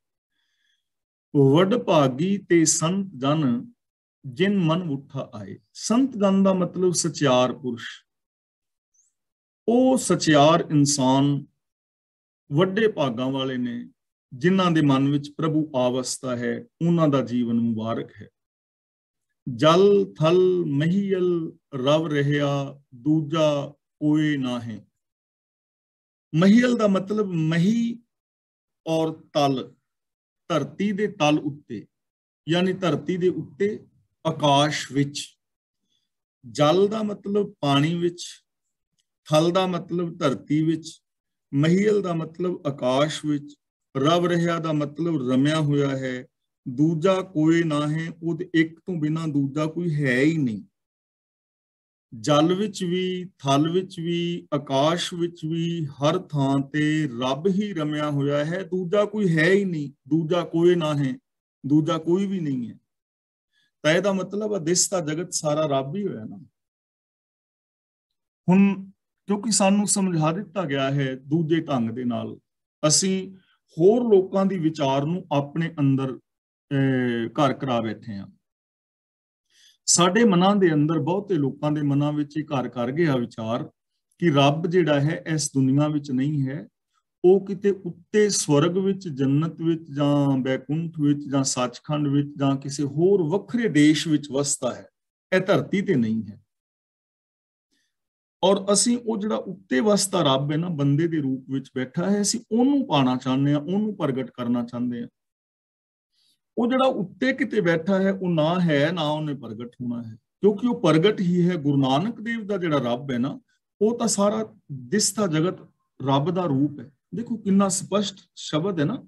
ਹਾਂ, ਜੇ ਕੋਈ ਨਾ ਇਸ ਚੀਜ਼ ਨੂੰ ਮੰਨੇ ਤਾਂ ਉਹਦੀ ਆਪਣੀ ਮਰਜ਼ੀ ਹੋ ਸਕਦੀ ਹੈ, ਪਰ ਗੁਰਦੇਵ ਦੀ ਪਾਵਨ ਬਾਣੀ ਸਪਸ਼ਟ ਕਰ ਰਹੀ ਹੈ ਕਿ ਜਲ ਥਲ ਮਹੀਲ ਰਵ ਰਹਿਆ, ਦੂਜਾ ਕੋਈ ਨਾ ਹੈ, ਕਿ ਉਸ ਇੱਕ ਤੋਂ ਬਿਨਾਂ ਦੂਜਾ ਕੋਈ ਹੈ ਹੀ ਨਹੀਂ, ਉਹਦੇ ਤੋਂ ਬਿਨਾਂ ਕੋਈ ਹੋਰ ਹੈ ਨਹੀਂ। ਤਾਂ ਹੁਣ ਰੱਬ ਦੇ ਦਰਸ਼ਨ ਤਾਂ ਸਾਨੂੰ ਹੋ ਰਹੇ ਨੇ ਨਾ, ਜੇ ਅਸੀਂ ਇਸ ਚੀਜ਼ ਨੂੰ ਮੰਨ ਲਈਏ, ਪਰ ਅਸੀਂ ਇਸ ਚੀਜ਼ ਨੂੰ ਇੰਪਲੀਮੈਂਟ ਨਹੀਂ ਕਰ ਪਾ ਰਹੇ, ਸਮਝ ਨਹੀਂ ਪਾ ਰਹੇ। ਬੰਦਾ ਜੇਕਰ ਇਹ ਚੀਜ਼ ਬੰਦੇ ਦੀ ਦਿਮਾਗ ਵਿੱਚ ਬਹਿ ਜਾਏ, ਮਨ ਵਿੱਚ ਬਹਿ ਜਾਏ, ਔਰ ਬੰਦਾ ਇਸ ਚੀਜ਼ ਨੂੰ ਇੰਪਲੀਮੈਂਟ ਕਰੇ ਤਾਂ ਆ ਦੁਨੀਆ ਜਿਹੜੀ ਹੈ ਉਹ ਸਵਰਗ ਹੋ ਸਕਦੀ ਹੈ। ਨਾਮ ਧਿਆਈ ਨਾਮ ਉਚਰਾਂ ਨਾਨਕ ਖਸਮ ਰਜ਼ਾਏ। ਨਾਮ ਧਿਆਈ ਯਾਨੀ ਮੈਂ ਨਾਮ ਨੂੰ ਆਪਣੇ ਦਿਮਾਗ ਵਿੱਚ ਵਸਾਵਾਂ, ਯਾਦ ਰੱਖਾਂ। ਨਾਮ ਦਾ ਮਤਲਬ ਹੁਕਮ। ਨਾਮ ਉਚਰਾਂ, ਨਾਮ ਦੀ ਹੀ ਮੈਂ ਗੱਲ ਕਰਾਂ, ਹੁਕਮ ਦੀ ਹੀ ਮੈਂ ਗੱਲ ਕਰਾਂ। ਨਾਨਕ ਖਸਮ ਰਜ਼ਾਏ, ਤੇ ਮੈਂ ਖਸਮ ਦੀ ਰਜ਼ਾ ਦੇ ਵਿੱਚ ਹੀ ਤੁਰਾਂ। ਜਿਸ ਨੂੰ ਪਹਿਲਾਂ ਨਾਮ ਕਹਿ ਰਹੇ ਨੇ 2 ਵਾਰੀ, ਉਹਨੂੰ ਤੀਜੀ ਵਾਰੀ ਰਜ਼ਾਏ ਕਹਿ ਰਹੇ ਨੇ। ਰਜ਼ਾ ਔਰ ਨਾਮ। ਤਾਂ ਗੁਰੂ ਪਾਤਸ਼ਾਹ ਜੀ ਕਹਿੰਦੇ ਨੇ ਮੈਂ ਪ੍ਰਭੂ ਦੇ ਹੁਕਮ ਦੀ ਗੱਲ ਕਰਾਂ, ਹੁਕਮ ਨੂੰ ਮਨ ਵਿੱਚ ਵਸਾਵਾਂ ਔਰ ਰੱਬੀ ਹੁਕਮ ਦੇ ਅੰਦਰ ਤੁਰਾਂ, ਯਾਨੀ ਮਨ, ਬਚਨ ਔਰ ਕਰਮ ਕਰਕੇ ਮੈਂ ਰੱਬੀ ਰਜ਼ਾ ਮੁਤਾਬਕ ਜ਼ਿੰਦਗੀ ਜੀਵਾਂ। ਪੌੜੀ। ਜਿਸ ਨੂੰ ਤੂੰ ਰਖਵਾਲਾ ਮਾਰੇ ਤਿਸ ਕੌਣ। ਹੇ ਪ੍ਰਭੂ, ਜਿਸ ਮਨੁੱਖ ਨੂੰ ਤੂੰ ਰਾਖਾ ਮਿਲਿਆ ਹੈ, ਜਿਸ ਦੀ ਰਾਖੀ ਕਰਨ ਵਾਲਾ ਤੂੰ ਹੈ, ਉਹਨੂੰ ਕੋਈ ਵਿਕਾਰ ਆਦਿਕ ਆਤਮਕ ਮੌਤ ਤੇ ਮਾਰ ਨਹੀਂ ਸਕਦਾ। ਇੱਥੇ ਸਰੀਰਕ ਮੌਤ ਦੀ ਗੱਲ ਨਹੀਂ ਹੈ, ਇੱਥੇ ਆਤਮਕ ਮੌਤ ਦੀ ਗੱਲ ਹੈ, ਕਿਉਂਕਿ ਸਰੀਰਕ ਤੌਰ ਤੇ ਕਦੇ ਵੀ ਕਿਸੇ ਨੇ ਸਦਾ ਥਿਰ ਨਹੀਂ ਰਹਿਣਾ। ਤਾਂ ਇੱਥੇ ਆਮ ਜੋ ਮਨੁੱਖ ਹੈ, ਬਹੁ ਗਿਣਤੀ ਆਤਮਕ ਮੌਤ ਤੇ ਮਰਿਆ ਹੋਇਆ ਹੈ। ਜਿਹੜਾ ਬੰਦਾ ਅੰਦਰੋਂ ਹੋਰ ਬਾਹਰੋਂ ਹੋਰ ਹੈ, ਜੋ ਸਤ ਸੰਤੋਖ ਆਦਿਕ ਨੂੰ ਤਿਆਗ ਬੈਠਾ ਹੈ, ਰੱਬੀ ਰਜ਼ਾ ਤੋਂ ਉਲਟ ਹੈ, ਇਨਸਾਨੀਅਤ ਤੋਂ ਗੈਰ ਇਨਸਾਨੀਅਤ ਵਾਲੇ ਕਰਮ ਕਰ ਰਿਹਾ ਹੈ, ਤਾਂ ਉਹ ਆਤਮਕ ਮੌਤ ਤੇ ਮਰਿਆ ਹੋਇਆ ਹੀ ਹੈ। ਪਰ ਜਿਸ ਦਾ ਰੱਬ ਰਾਖਾ ਹੈ, ਜੋ ਰੱਬੀ ਰਜ਼ਾ ਵਿੱਚ ਤੁਰਦਾ ਹੈ, ਜੋ ਰੱਬੀ ਗੁਣਾਂ ਦਾ ਧਾਰਨੀ ਹੁੰਦਾ ਹੈ, ਉਹਨੂੰ ਕੋਈ ਆਤਮਕ ਮੌਤ ਤੇ ਵਿਕਾਰ ਮਾਰ ਨਹੀਂ ਸਕਦਾ। ਕਿਉਂਕਿ ਜਿਹੜਾ ਸੱਚ ਬੋਲ ਰਿਹਾ ਹੈ, ਸੱਚ ਸੁਣ ਰਿਹਾ ਹੈ, ਸੱਚ ਕਮਾ ਰਿਹਾ ਹੈ, ਉਹਨੂੰ ਝੂਠ ਕਿਵੇਂ ਆਤਮਕ ਮੌਤ ਤੇ ਮਾਰ ਲੇਗਾ? ਕਿਉਂਕਿ ਉਹਨੂੰ ਝੂਠ ਬੋਲਣਾ ਹੀ ਨਹੀਂ। ਸੰਤੋਖ ਵਾਲੇ ਦੇ ਨਜ਼ਦੀਕ ਲੋਭ ਨੇ ਕਦੇ ਆਣਾ ਹੀ ਨਹੀਂ। ਉੱਚੇ ਆਚਰਨ ਵਾਲੇ ਬੰਦੇ ਦੇ ਕਦੇ ਗੈਰ ਨੀਵੇਂ ਆਚਰਨ ਨੇ ਨੇੜੇ ਵੀ ਨਹੀਂ ਲੱਗਣਾ। ਤਾਂ ਉਹ ਆਤਮਕ ਮੌਤ ਤੇ ਨਹੀਂ ਮਰਦਾ, ਜਿਸ ਦਾ ਰਾਖਾ ਪ੍ਰਭੂ ਹੈ। ਜਿਸ ਨੂੰ ਤੂੰ ਰਖਵਾਲਾ ਦਿੱਤਾ ਤਿਨੈ ਭੈਣ। ਇੱਥੇ ਭੈਣ ਦਾ ਮਤਲਬ ਹੈ ਭਵਨ, ਜਗਤ। ਇੱਥੇ ਭੈਣ ਦਾ ਮਤਲਬ ਭੈਣ ਭਰਾ ਵਾਲੀ ਭੈਣ ਨਹੀਂ ਹੈ। ਇੱਥੇ ਭੈਣ ਦਾ ਮਤਲਬ ਹੈਗਾ ਜਗਤ, ਕਿਉਂਕਿ ਭੈਣ ਦੇ ਨਾਣੇ ਥੱਲੇ ਔਂਕੜ ਹੈ, ਇਹ ਮੇਲ ਜੈਂਡਰ ਹੈ। ਜੇ ਭੈਣ ਫੀਮੇਲ ਜੈਂਡਰ ਹੁੰਦੀ ਤਾਂ ਇੱਥੇ ਔਂਕੜ ਨਹੀਂ ਸੀ ਹੋਣਾ। ਇੱਥੇ ਭੈਣ ਦਾ ਮਤਲਬ ਹੈ ਮੇਲ ਜੈਂਡਰ ਹੈ। ਜਿੱਤਾ ਤਿਨੇ ਭੈਣ, ਭੈਣ ਦਾ ਮਤਲਬ ਸੰਸਾਰ। ਕਿਉਂਕਿ ਜਿਸ ਦਾ ਰਾਖਾ ਤੂੰ ਹੈ, ਉਹਨੇ ਸਾਰੇ ਜਗਤ ਨੂੰ ਜਿੱਤ ਲਿਆ ਹੈ, ਸਾਰੇ ਜਗਤ ਦਾ ਜੇਤੂ ਹੈ। ਜਿਵੇਂ ਗੁਰੂ ਜੀ ਨੇ ਪਾਵਨ ਬਾਣੀ ਵਿੱਚ ਕਿਹਾ ਹੈ ਨਾ, ਮਨ ਜੀਤੈ ਜਗ ਜੀਤ। ਉਹਨੇ ਜਗਤ ਦੇ ਮੋਹ ਨੂੰ ਜਿੱਤ ਲਿਆ ਹੈ, ਉਹਨੇ ਜਗਤ ਦੇ ਵਿਕਾਰਾਂ ਨੂੰ ਜਿੱਤ ਲਿਆ ਹੈ, ਉਹਨੇ ਸੰਸਾਰ ਨੂੰ ਜਿੱਤ ਲਿਆ ਹੈ। ਕਿਉਂਕਿ ਸੰਸਾਰ ਵਿੱਚ ਵਿਕਾਰ ਹੀ ਤੇ ਹੈ ਨੇ ਜਿਨ੍ਹਾਂ ਨੂੰ ਜਿੱਤਣਾ ਔਖਾ ਹੈ। ਤਾਂ ਉਹਨੇ ਮਾਨੋ ਸਾਰੇ ਸੰਸਾਰ ਨੂੰ ਹੀ ਜਿੱਤ ਲਿਆ, ਜਿਹਦਾ ਰਾਖਾ ਤੂੰ ਹੈ, ਜੋ ਤੇਰੀ ਰਜ਼ਾ ਵਿੱਚ ਹੈ। ਜਿਸ ਨੂੰ ਤੇਰਾ ਅੰਗ ਇਸ ਮੁਖ ਉਜਲਾ। ਅੰਗ ਦਾ ਮਤਲਬ ਹੈਗਾ ਪੱਖ। ਇੱਥੇ ਪੱਖ ਦਾ ਮਤਲਬ ਪੱਖਪਾਤ ਨਹੀਂ ਹੈ। ਇਹ ਖਾਸ ਖਿਆਲ ਰੱਖਣ ਵਾਲੀ ਗੱਲ ਹੈ, ਕਿਉਂਕਿ ਰੱਬ ਪੱਖਪਾਤੀ ਨਹੀਂ ਹੈ। ਇੱਥੇ ਅੰਗ ਦਾ ਮਤਲਬ ਹੈ ਸਹਾਰਾ। ਮੁਖ ਉਜਲਾ ਦਾ ਮਤਲਬ ਉਹ ਸੁਰਖਰੂ ਹੈ ਕਿ ਹੇ ਪ੍ਰਭੂ, ਜਿਸ ਨੂੰ ਤੇਰਾ ਆਸਰਾ ਹੈ, ਉਹ ਮਨੁੱਖਤਾ ਦੀ ਜ਼ਿੰਮੇਵਾਰੀ ਵਿੱਚ ਸੁਰਖਰੂ ਹੋ ਗਿਆ ਹੈ। ਉਹ ਸੁਰਖਰੂ ਹੈ, ਉਹਦਾ ਮੂੰਹ ਉਜਵਲ ਹੈ, ਜਿਸ ਨੂੰ ਤੇਰਾ ਸਹਾਰਾ ਹੈ, ਜਿਨੇ ਤੇਰਾ ਸਹਾਰਾ ਲਿਆ ਹੈ। ਹੁਣ ਰੱਬ ਦਾ ਸਹਾਰਾ ਲੈਣ ਦਾ ਮਤਲਬ ਕੀ ਹੈ?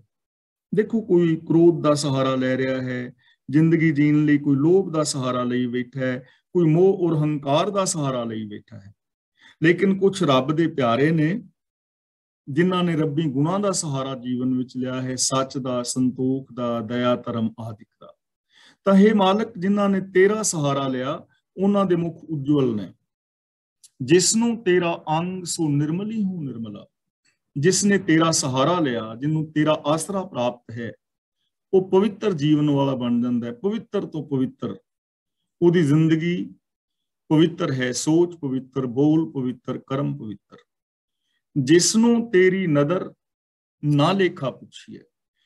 ਜਿਸ ਨੂੰ ਤੇਰੀ ਨਦਰ, ਜਿਸ ਤੇ ਤੇਰੀ ਮਿਹਰ ਹੈ, ਯਾਨੀ ਜੋ ਤੇਰਾ ਸਹਾਰੇ ਵਿੱਚ ਚੱਲ ਰਿਹਾ ਹੈ, ਜੋ ਤੇਰੀ ਰਜ਼ਾ ਵਿੱਚ ਚੱਲਦਾ ਹੈ, ਨਾ ਲੇਖਾ ਪੁੱਛੀਏ।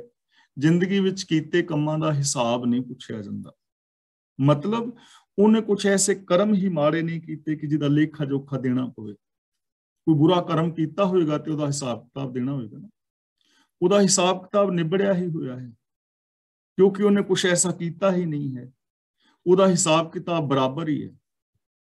ਜਿਸ ਨੂੰ ਤੇਰੀ ਖੁਸ਼ੀ ਤਿਨ ਨੌਨਿਧ ਪੁੰਜੀ ਹੈ, ਜਿਸ ਨੂੰ ਤੇਰੀ ਖੁਸ਼ੀ ਪ੍ਰਾਪਤ ਹੈ, ਤੇਰੀ ਪ੍ਰਸੰਨਤਾ ਪ੍ਰਾਪਤ ਹੈ, ਯਾਨੀ ਜੋ ਤੇਰਾ ਸਹਾਰਾ ਲੈਂਦਾ ਹੈ, ਤਿਨ ਨੌਨਿਧ ਪੁੰਜੀਏ। ਪੁੰਜੀਏ ਦਾ ਮਤਲਬ ਵਰਤਿਆ ਹੈ, ਮਾਣਿਆ ਹੈ, ਭੋਗਿਆ ਹੈ। ਉਹਨੇ ਮਾਨੋ ਨੌਨਿਧ ਖਜ਼ਾਨੇ ਹੀ ਮਾਣ ਲੈ, ਉਹਨੇ ਸਾਰੇ ਸੁੱਖ ਮਾਣ ਲੈ, ਯਾਨੀ ਉਹਨੂੰ ਸਾਰੇ ਸੁੱਖ ਪ੍ਰਾਪਤ ਹੋ ਜਾਂਦੇ ਨੇ ਜਿਸ ਤੇ ਤੇਰੀ ਪ੍ਰਸੰਨਤਾ ਹੈ, ਜੋ ਤੇਰੀ ਪ੍ਰਸੰਨਤਾ ਹਾਸਲ ਕਰ ਲੈਂਦਾ ਹੈ, ਜੋ ਤੇਰੇ ਗੁਣਾਂ ਦਾ ਧਾਰਨੀ ਹੈ। ਜਿਸ ਨੂੰ ਤੂੰ ਪ੍ਰਭ ਵੱਲ ਕਿਸ ਕਿਆ ਮੋਹਚੰਦਗੀ। ਮੋਹਚੰਦਗੀ ਦਾ ਮਤਲਬ ਹੁੰਦਾ ਹੈ ਮੁਥਾਜੀ। ਹੁਣ ਕਈ ਵਾਰ ਬੰਦਾ ਮੁਥਾਜ ਹੋ ਜਾਂਦਾ ਨਾ ਕਿਸੇ ਦੂਜੇ ਦਾ, ਤਾਂ ਗੁਰੂ ਪਾਤਸ਼ਾਹ ਜੀ ਕਹਿੰਦੇ ਨੇ ਜਿਸ ਵੱਲ ਤੂੰ ਹੈ, ਭਾਵ ਜੋ ਤੇਰੀ ਸ਼ਰਨ ਵਿੱਚ ਹੈ, ਉਹਨੂੰ ਕਿਸੇ ਦੀ ਕੋਈ ਮੁਥਾਜੀ ਨਹੀਂ ਹੁੰਦੀ। ਉਹ ਕਾਮ ਕ੍ਰੋਧ ਲੋਭ ਮੋਹ ਹੰਕਾਰ ਆਦਿਕ ਦਾ ਮੁਥਾਜ ਨਹੀਂ ਹੁੰਦਾ। ਉਹ ਕਿਸੇ ਵਿਕਾਰਾਂ ਦਾ ਗੁਲਾਮ ਨਹੀਂ ਹੁੰਦਾ।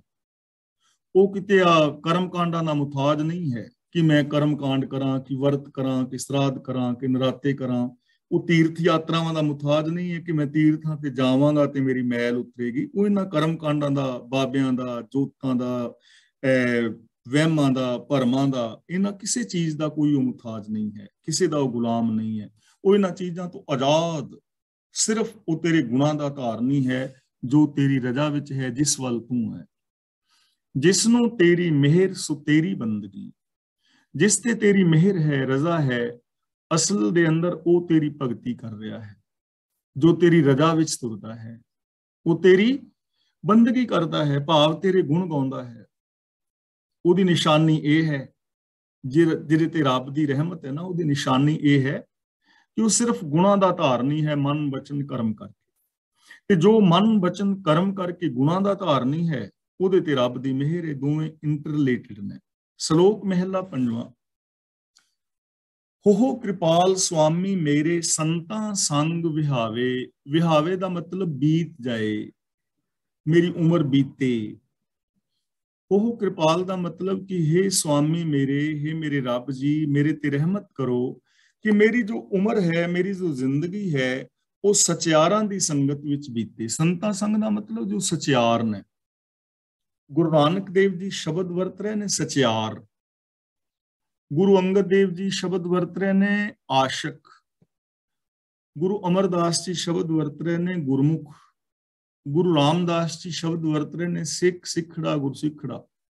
ਗੁਰੂ ਅਰਜਨ ਪਾਤਸ਼ਾਹ ਜੀ ਸ਼ਬਦ ਵਰਤਦੇ ਨੇ ਸੰਤ ਸਾਧ ਬ੍ਰਹਮ ਗਿਆਨੀ। ਗੁਰੂ ਤੇਗ ਬਹਾਦਰ ਜੀ ਸ਼ਬਦ ਵਰਤਦੇ ਨੇ ਜਨ। ਔਰ ਗੁਰੂ ਗੋਬਿੰਦ ਸਿੰਘ ਜੀ ਸ਼ਬਦ ਵਰਤਦੇ ਨੇ ਖਾਲਸਾ। ਇਹਨਾਂ ਸਾਰਿਆਂ ਦਾ ਮੀਨਿੰਗ ਹੈ ਸਚਿਆਰ। ਸਚਿਆਰ ਜੋ ਹੁਕਮ ਰਜ਼ਾ ਦੇ ਅੰਦਰ ਚੱਲਦਾ ਹੈ। ਤਾਂ ਗੁਰੂ ਪਾਤਸ਼ਾਹ ਜੀ ਸਮਝਾ ਰਹੇ ਨੇ ਕਿ हे ਮਾਲਕ ਮੇਰੇ ਤੇ ਰਹਿਮਤ ਕਰ ਕਿ ਜੋ ਸਚਿਆਰ ਪੁਰਸ਼ ਨੇ, ਜੋ ਤੇਰੀ ਰਜ਼ਾ ਵਿੱਚ ਤੁਰਨ ਵਾਲੇ, ਜੋ ਤੇਰੇ ਗੁਣਾਂ ਦੇ ਧਾਰਨੇ ਨੇ ਨਾ, ਮੇਰੀ ਜ਼ਿੰਦਗੀ ਉਹਨਾਂ ਦੇ ਨਾਲ ਬੀਤੇ, ਉਹਨਾਂ ਵਰਗੀ ਜ਼ਿੰਦਗੀ ਬੀਤੇ, ਉਹਨਾਂ ਰਾਹਾਂ ਤੇ ਮੈਂ ਵੀ ਚੱਲ ਕੇ ਆਪਣੇ ਜੀਵਨ ਨੂੰ ਗੁਜ਼ਾਰਾਂ, ਮੇਰਾ ਜੀਵਨ ਐਵੇਂ ਬੀਤੇ। ਤਾਂ ਦੇਖੋ ਸਾਨੂੰ ਜ਼ਿੰਦਗੀ ਦਾ ਕਿੰਨਾ ਸੋਹਣਾ ਏਮ ਦੇ ਰਹੇ ਨੇ, ਗੋਲ ਦੇ ਰਹੇ। ਸਿੱਖ ਦਾ ਗੋਲ ਇਹੀ ਹੋਣਾ ਚਾਹੀਦਾ। ਸਿੱਖ ਦਾ ਗੋਲ ਹੀ ਇਹ ਹੈ, ਔਰ ਦੁਨੀਆ ਦੇ ਹਰ ਮਨੁੱਖ ਦਾ ਗੋਲ ਇਹ ਹੋਣਾ ਚਾਹੀਦਾ ਹੈ। ਕਿਉਂ? ਤੁਧੋਂ ਭੁੱਲੇ ਸੇ ਜਮ ਜਮ ਮਰਦੇ, ਕਿਨ ਕਦੇ ਨਾ ਚੁੱਕਣ ਹਾਵੇ। ਜੋ ਮਨੁੱਖ ਤੇਰੇ ਤੋਂ ਵਿਛੜੇ ਨੇ, ਚੁੱਕਣ ਦਾ ਮਤਲਬ ਖਤਮ ਨਹੀਂ ਹੁੰਦੇ, ਮੁੱਕਦੇ ਨਹੀਂ। ਹਾਵੇ ਦਾ ਮਤਲਬ ਹੋ ਕੇ, ਤਿੰਨ ਦਾ ਮਤਲਬ ਉਹਨਾਂ ਦੇ, ਉਹ ਜੰਮਦੇ ਨੇ ਔਰ ਮਰ ਜਾਂਦੇ ਨੇ, ਪਰ ਸਾਰੇ ਜੀਵਨ ਦੇ ਅੰਦਰ ਉਹਨਾਂ ਦੇ ਹੌਕੇ ਨਹੀਂ ਮੁੱਕਦੇ।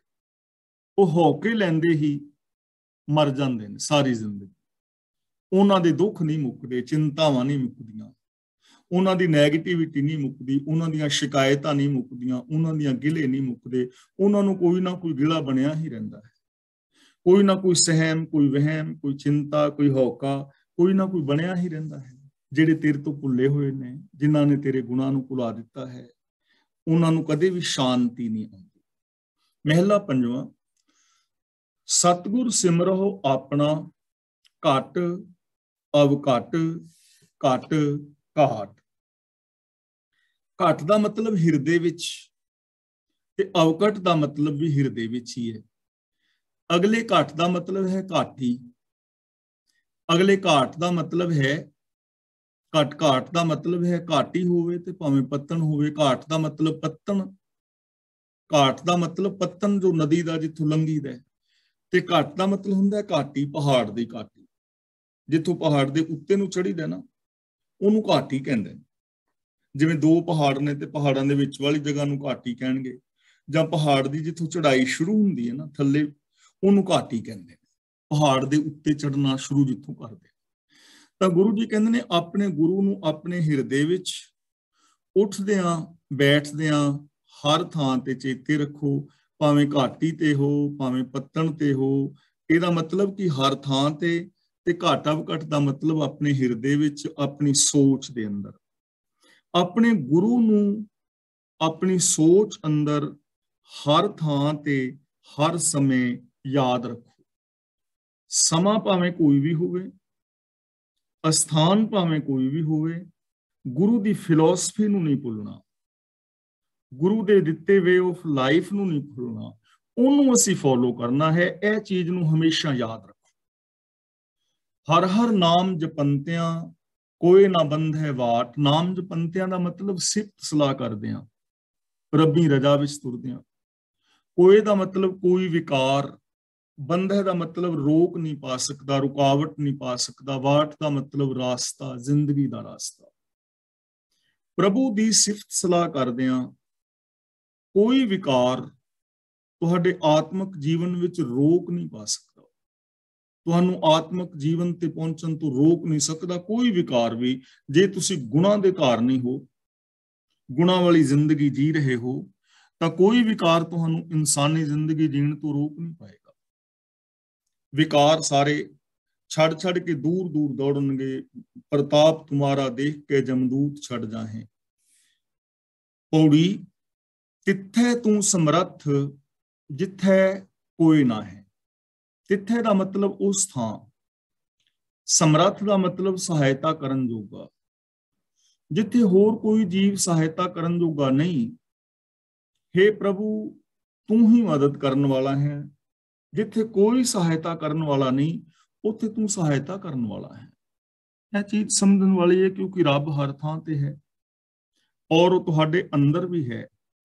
ਹੁਣ ਜਿੱਥੇ ਕੋਈ ਸਹਾਇਕ ਨਹੀਂ ਹੈ, ਤਾਂ ਉੱਥੇ ਕੌਣ ਸਹਾਇਕ ਹੋ ਸਕਦਾ ਹੈ? ਰੱਬੀ ਗੁਣ, ਰੱਬੀ ਰਜਾ ਔਰ ਤੁਹਾਡਾ ਆਪਣਾ ਆਪਾ। ਤੁਹਾਡੇ ਅੰਦਰ ਇਹ ਵਿਚਾਰ ਆ ਜਾਏ ਕਿ ਮੈਂ ਇਸ ਕੰਮ ਨੂੰ ਇਸ ਢੰਗ ਦੇ ਨਾਲ ਕਰ ਸਕਦਾ ਹਾਂ, ਤਾਂ ਉੱਥੇ ਤੁਹਾਡੀ ਸਹਾਇਤਾ ਰੱਬੀ ਰਜਾ ਕਰੇਗੀ। ਰੱਬੀ ਰਜਾ ਦੇ ਵਿੱਚ ਤੁਰ ਕੇ ਤੁਸੀਂ ਸਫਲ ਹੋ ਸਕਦੇ ਹੋ। ਜਿੱਥੇ ਕਿਤੇ ਔਖਿਆਈ ਆ ਬਣਦੀ ਹੈ, ਤਾਂ ਉੱਥੇ ਰੱਬੀ ਗੁਣ ਕੰਮ ਆਣਗੇ। ਸਚਾਈ ਹੈ, ਦਇਆ, ਧਰਮ, ਧੀਰਜ ਹੈ, ਉਦਮ ਹੈ, ਵਿਲ ਪਾਵਰ ਹੈ, ਪੋਜ਼ਿਟਿਵਿਟੀ ਹੈ ਔਰ ਰੱਬੀ ਰਜਾ ਨੂੰ ਫੋਲੋ ਕਰਨਾ ਹੈ। ਉੱਥੇ ਤੁਹਾਨੂੰ ਉਹ ਚੀਜ਼ ਕਾਮਯਾਬ ਕਰੇਗੀ। ਜਿੱਥੇ ਕੋਈ ਸਹਾਇਕ ਨਹੀਂ, ਉੱਥੇ ਰੱਬੀ ਰਜਾ ਜੋ ਸਿਸਟਮ ਹੈ, ਉਹ ਚੀਜ਼ ਤੁਹਾਡੀ ਸਹਾਇਤਾ ਕਰੇਗੀ ਕਿ ਉੱਥੇ ਰਿਕੁਆਇਰਮੈਂਟ ਕੀ ਹੈ। ਉਹ ਰਿਕੁਆਇਰਮੈਂਟ ਪੂਰੀ ਕਰੋ, ਤੁਸੀਂ ਸਫਲ ਹੋ ਜਾਓਗੇ। ਤੇ ਜੇ ਤੁਸੀਂ ਉਹ ਰਿਕੁਆਇਰਮੈਂਟ ਪੂਰੀ ਨਹੀਂ ਕਰ ਪਾਉਂਦੇ, ਤਾਂ ਫਿਰ ਤਾਂ ਅਸਫਲ ਹੀ ਹੈ। ਭਾਵੇਂ ਤੁਹਾਡੇ ਚਾਰ ਚੁਫੇਰੇ ਜਿੰਨੀ ਮਰਜ਼ੀ ਭੀੜ ਹੋਵੇ, ਫਿਰ ਉੱਥੇ ਕੋਈ ਕਾਮਯਾਬ ਨਹੀਂ ਹੋ ਸਕਦਾ ਨਾ। ਇਸ ਲਈ ਹਰ ਥਾਂ ਦੇ ਉੱਤੇ ਰੱਬੀ ਰਜ਼ਾ ਅਨੁਸਾਰ ਹੀ ਕਾਮਯਾਬ ਹੋਇਆ ਜਾ ਸਕਦਾ ਹੈ। ਰੱਬੀ ਗੁਣ ਹੀ ਸਾਡੇ ਜੀਵਨ ਦਾ ਸਹਾਰਾ ਨੇ। ਅਗਲਾ ਬਚਨ, ਉੱਥੇ ਤੇਰੀ ਰੱਖ ਅਗਨੀ ਉਦਰ ਮਾਹੇ। ਰੱਖ ਦਾ ਮਤਲਬ ਰੱਖਿਆ, ਆਸਰਾ। ਅਗਨੀ ਉਦਰ ਦਾ ਮਤਲਬ ਮਾਂ ਦੇ ਪੇਟ ਦੀ ਅੱਗ। ਮਾਂ ਦੇ ਪੇਟ ਦੀ ਅੱਗ ਵਿੱਚ ਤੇਰਾ ਹੀ ਸਹਾਰਾ ਹੁੰਦਾ ਹੈ। ਹੁਣ ਮਾਂ ਦੇ ਪੇਟ ਦੀ ਅੱਗ ਵਿੱਚ ਰੱਬ ਦਾ ਸਹਾਰਾ ਤਾਂ ਸਿਸਟਮ ਹੈ ਨਾ, ਰੱਬ ਦਾ ਰਜ਼ਾ ਹੈ ਨਾ, ਇੱਕ ਸਿਸਟਮ ਹੈ। ਉਹ ਸਿਸਟਮ ਦੇ ਅੰਦਰ ਹੀ ਬੱਚਾ ਮਾਂ ਦੇ ਪੇਟ ਦੇ ਅੰਦਰ ਨਿੰਮਦਾ, ਵੱਧਦਾ, ਪਲਦਾ ਔਰ ਆਖਿਰ ਜੰਮਦਾ। ਛੋਟੇ ਤੋਂ ਬੱਚਾ ਤੇ ਬੱਚੇ ਤੋਂ ਜਵਾਨ ਤੇ ਜਵਾਨ ਤੋਂ ਬੁੱਢਾ ਹੁੰਦਾ। ਉਹਦਾ ਨਿਕਾਸ, ਵਿਕਾਸ ਔਰ ਵਿਨਾਸ਼ ਸਾਰਾ ਕੁਝ ਹੋ ਰਿਹਾ ਹੈ ਨਾ। ਤਾਂ ਮਾਂ ਦੇ ਪੇਟ ਦੀ ਅੱਗ ਵਿੱਚ ਵੀ ਮਾਲਕ ਤੇਰਾ ਹੀ ਸਹਾਰਾ ਹੈ। ਤੇਰੀ ਰਜ਼ਾ ਵਿੱਚ ਹੀ ਬੱਚਾ ਵੱਧਦਾ ਫੁੱਲਦਾ ਹੈ। ਜਿਵੇਂ ਮਾਂ ਦੇ ਗਰਭ ਵਿੱਚ ਅਗਨ ਹੈ, ਸੇਕ ਹੈ, ਉੱਥੇ ਬੱਚਾ ਵੱਧਦਾ ਪਲਦਾ ਹੈ। ਤਾਂ ਇਹ ਜਿਹੜੇ ਦੁਨੀਆ ਵਿੱਚ ਵਿਕਾਰ ਨੇ, ਕਾਮ, ਕ੍ਰੋਧ ਆਦਿਕ ਵਿਸ਼ੇ ਵਿਕਾਰਾਂ ਦੀ ਅੱਗ ਹੈ। ਇੱਥੇ ਵੀ ਰੱਬ ਦਾ ਨਾਮ, ਰੱਬ ਦੇ ਗੁਣ, ਰੱਬ ਦੀ ਰਜ਼ਾ, ਰੱਬ ਦਾ ਭਾਣਾ ਹੀ ਸਹਾਰਾ ਹੈ। ਜਿਹੜਾ ਰੱਬੀ ਗੁਣਾਂ ਦਾ ਸਹਾਰਾ ਲਏਗਾ ਉਹਨੂੰ ਵਿਕਾਰਾਂ ਦੀ ਅੱਗ ਨਹੀਂ ਜਲਾਏਗੀ। ਜਿਹੜਾ ਸੱਚ ਦੇ ਨਾਲ ਜੁੜੇਗਾ ਉਹ ਝੂਠ ਦੀ ਅੱਗ ਵਿੱਚ ਨਹੀਂ ਸੜੇਗਾ। ਜਿਹਦੇ ਅੰਦਰ ਪ੍ਰੇਮ ਹੋਵੇਗਾ ਉਹ ਈਰਖਾ ਦੀ ਅੱਗ ਵਿੱਚ ਨਹੀਂ ਬਲੇਗਾ। ਜਿਹਦੇ ਅੰਦਰ ਨਿਮਰਤਾ ਹੋਏਗੀ ਵਿਕਾਰਾਂ ਦੀ, ਹੰਕਾਰ ਦੀ ਅੱਗ ਉਹਨੂੰ ਨਹੀਂ ਸਾੜ ਸਕੇਗੀ। ਸੁਣ ਕੇ ਜਮ ਕੇ ਦੂਤ ਨਾਏ ਤੇਰੇ ਛੱਡ ਜਾਹੇ। ਨਾਏ ਤੇਰੇ ਦਾ ਮਤਲਬ ਤੇਰੇ ਹੁਕਮ ਦੇ ਅੰਦਰ ਤੇਰੇ ਗੁਣਾਂ ਨੂੰ ਵੇਖ ਕੇ, ਛੱਡ ਜਾਹੇ ਦਾ ਮਤਲਬ ਛੱਡ ਜਾਂਦੇ ਨੇ। ਜਮ ਕੇ ਦੂਤ ਦਾ ਮਤਲਬ ਮੌਤ ਦੇ ਦੂਤ। हे प्रभु, तेरी सिफत सलाह सुन के जो आत्मक मौत लियाण वाले विकारां दे दूत ने वो छड्ड के चले जांदे ने। इत्थे दूत दा मतलब वो दूत नहीं कि जिहड़े जमां दे उत्ते झोटियां ते चढ़ के आउंदे ने, इत्थे उन्हां दूतां दी गल नहीं है। इत्थे दूत ने काम, क्रोध, लोभ आदिक, क्योंकि ये साडी जमीर नूं मारदे ने। इन्हां करके साडी आत्मक मौत हुंदी है।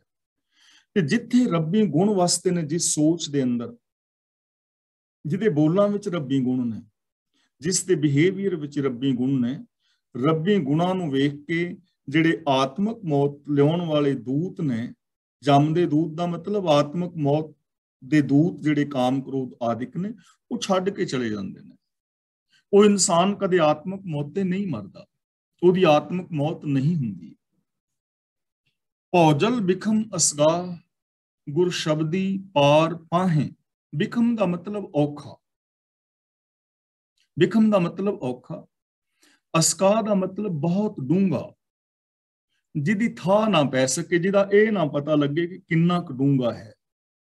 ਪਾਰ ਪਾਹੇ ਦਾ ਮਤਲਬ ਪਾਰ ਲੰਘ ਜਾਂਦੇ ਨੇ। ਇਸ ਔਖੇ ਅਥਾਹ ਸੰਸਾਰ ਸਮੁੰਦਰ ਨੂੰ ਗੁਰੂ ਦੇ ਸ਼ਬਦ ਰਾਹੀਂ ਜਿਹੜੇ ਜੀਵ ਨੇ ਉਹ ਪਾਰ ਲੰਘ ਜਾਂਦੇ ਨੇ, ਪਾਰ ਕਰ ਜਾਂਦੇ। ਜਿਹੜਾ ਅਸਗਾ ਸਮੁੰਦਰ ਹੈ, ਬਿਖਮ ਜਿਹਨੂੰ ਤਰਨਾ ਔਖਾ ਹੈ, ਜਿਹਦੀ ਡੂੰਘਾਈ ਦਾ ਹੀ ਨਹੀਂ ਪਤਾ, ਗੁਰੂ ਦੇ ਸ਼ਬਦ ਦਾ ਮਤਲਬ ਗੁਰੂ ਦਾ ਗਿਆਨ, ਗੁਰੂ ਦਾ ਦਿੱਤਾ ਵੇ ਆਫ ਲਾਈਫ। ਗੁਰੂ ਦੇ ਸ਼ਬਦ ਰਾਹੀਂ, ਗੁਰੂ ਦੇ ਉਪਦੇਸ਼ ਰਾਹੀਂ, ਗੁਰੂ ਦੀ ਵਿਚਾਰਧਾਰਾ ਨੂੰ ਅਪਣਾ ਕੇ ਜੀਵ ਇਸ ਸੰਸਾਰ ਸਮੁੰਦਰ ਚੋਂ ਪਾਰ ਲੰਘ ਜਾਂਦੇ ਨੇ। ਹੁਣ ਸੰਸਾਰ ਸਮੁੰਦਰ ਕਿੱਥੇ ਹੈ? ਵਿਕਾਰਾਂ ਦਾ ਅਸਗਾ ਸਾਗਰ ਕਿੱਥੇ ਹੈ? ਮਨੁੱਖ ਦੀ ਸੋਚ ਅੰਦਰ ਹੈ। ਸੋਚ ਦੇ ਅੰਦਰ ਹੁਣ ਜਿੰਨਾ ਵੀ ਕ੍ਰੋਧ ਹੈ ਜਾਂ ਅਸੀਂ ਝੂਠ ਬੋਲਦੇ ਹਾਂ, ਤਾਂ ਝੂਠ ਬਾਹਰੋਂ ਥੋੜੀ ਆਉਂਦਾ।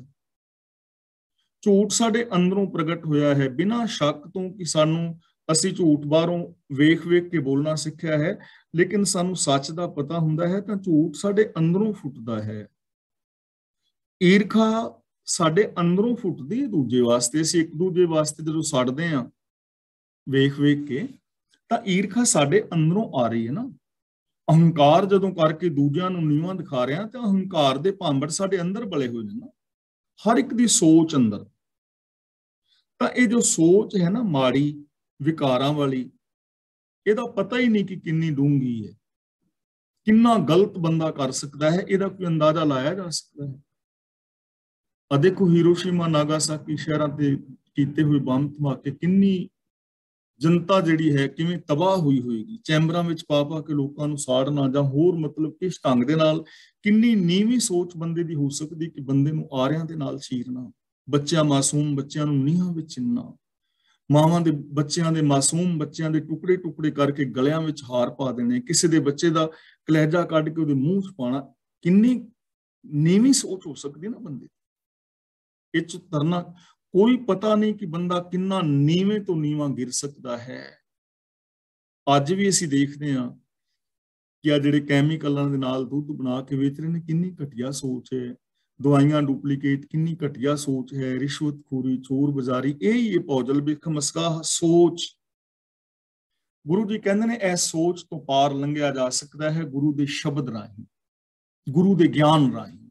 ਜੇ ਅਸੀਂ ਗੁਰੂ ਦੇ ਗਿਆਨ ਨੂੰ ਇੰਪਲੀਮੈਂਟ ਕਰੀਏ ਤਾਂ ਇਸ ਬਿਖਮ ਔਖੇ ਤਰੇ ਜਾਣ ਵਾਲੇ ਸੰਸਾਰ ਸਾਗਰ ਨੂੰ, ਇਸ ਸੋਚ ਨੂੰ ਸੌਖਿਆਂ ਤਰਿਆ ਜਾ ਸਕਦਾ ਹੈ। ਜਿਨ ਕੋ ਲੱਗੀ ਪਿਆਸ ਅੰਮ੍ਰਿਤ ਸੇ ਖਾਹੇ।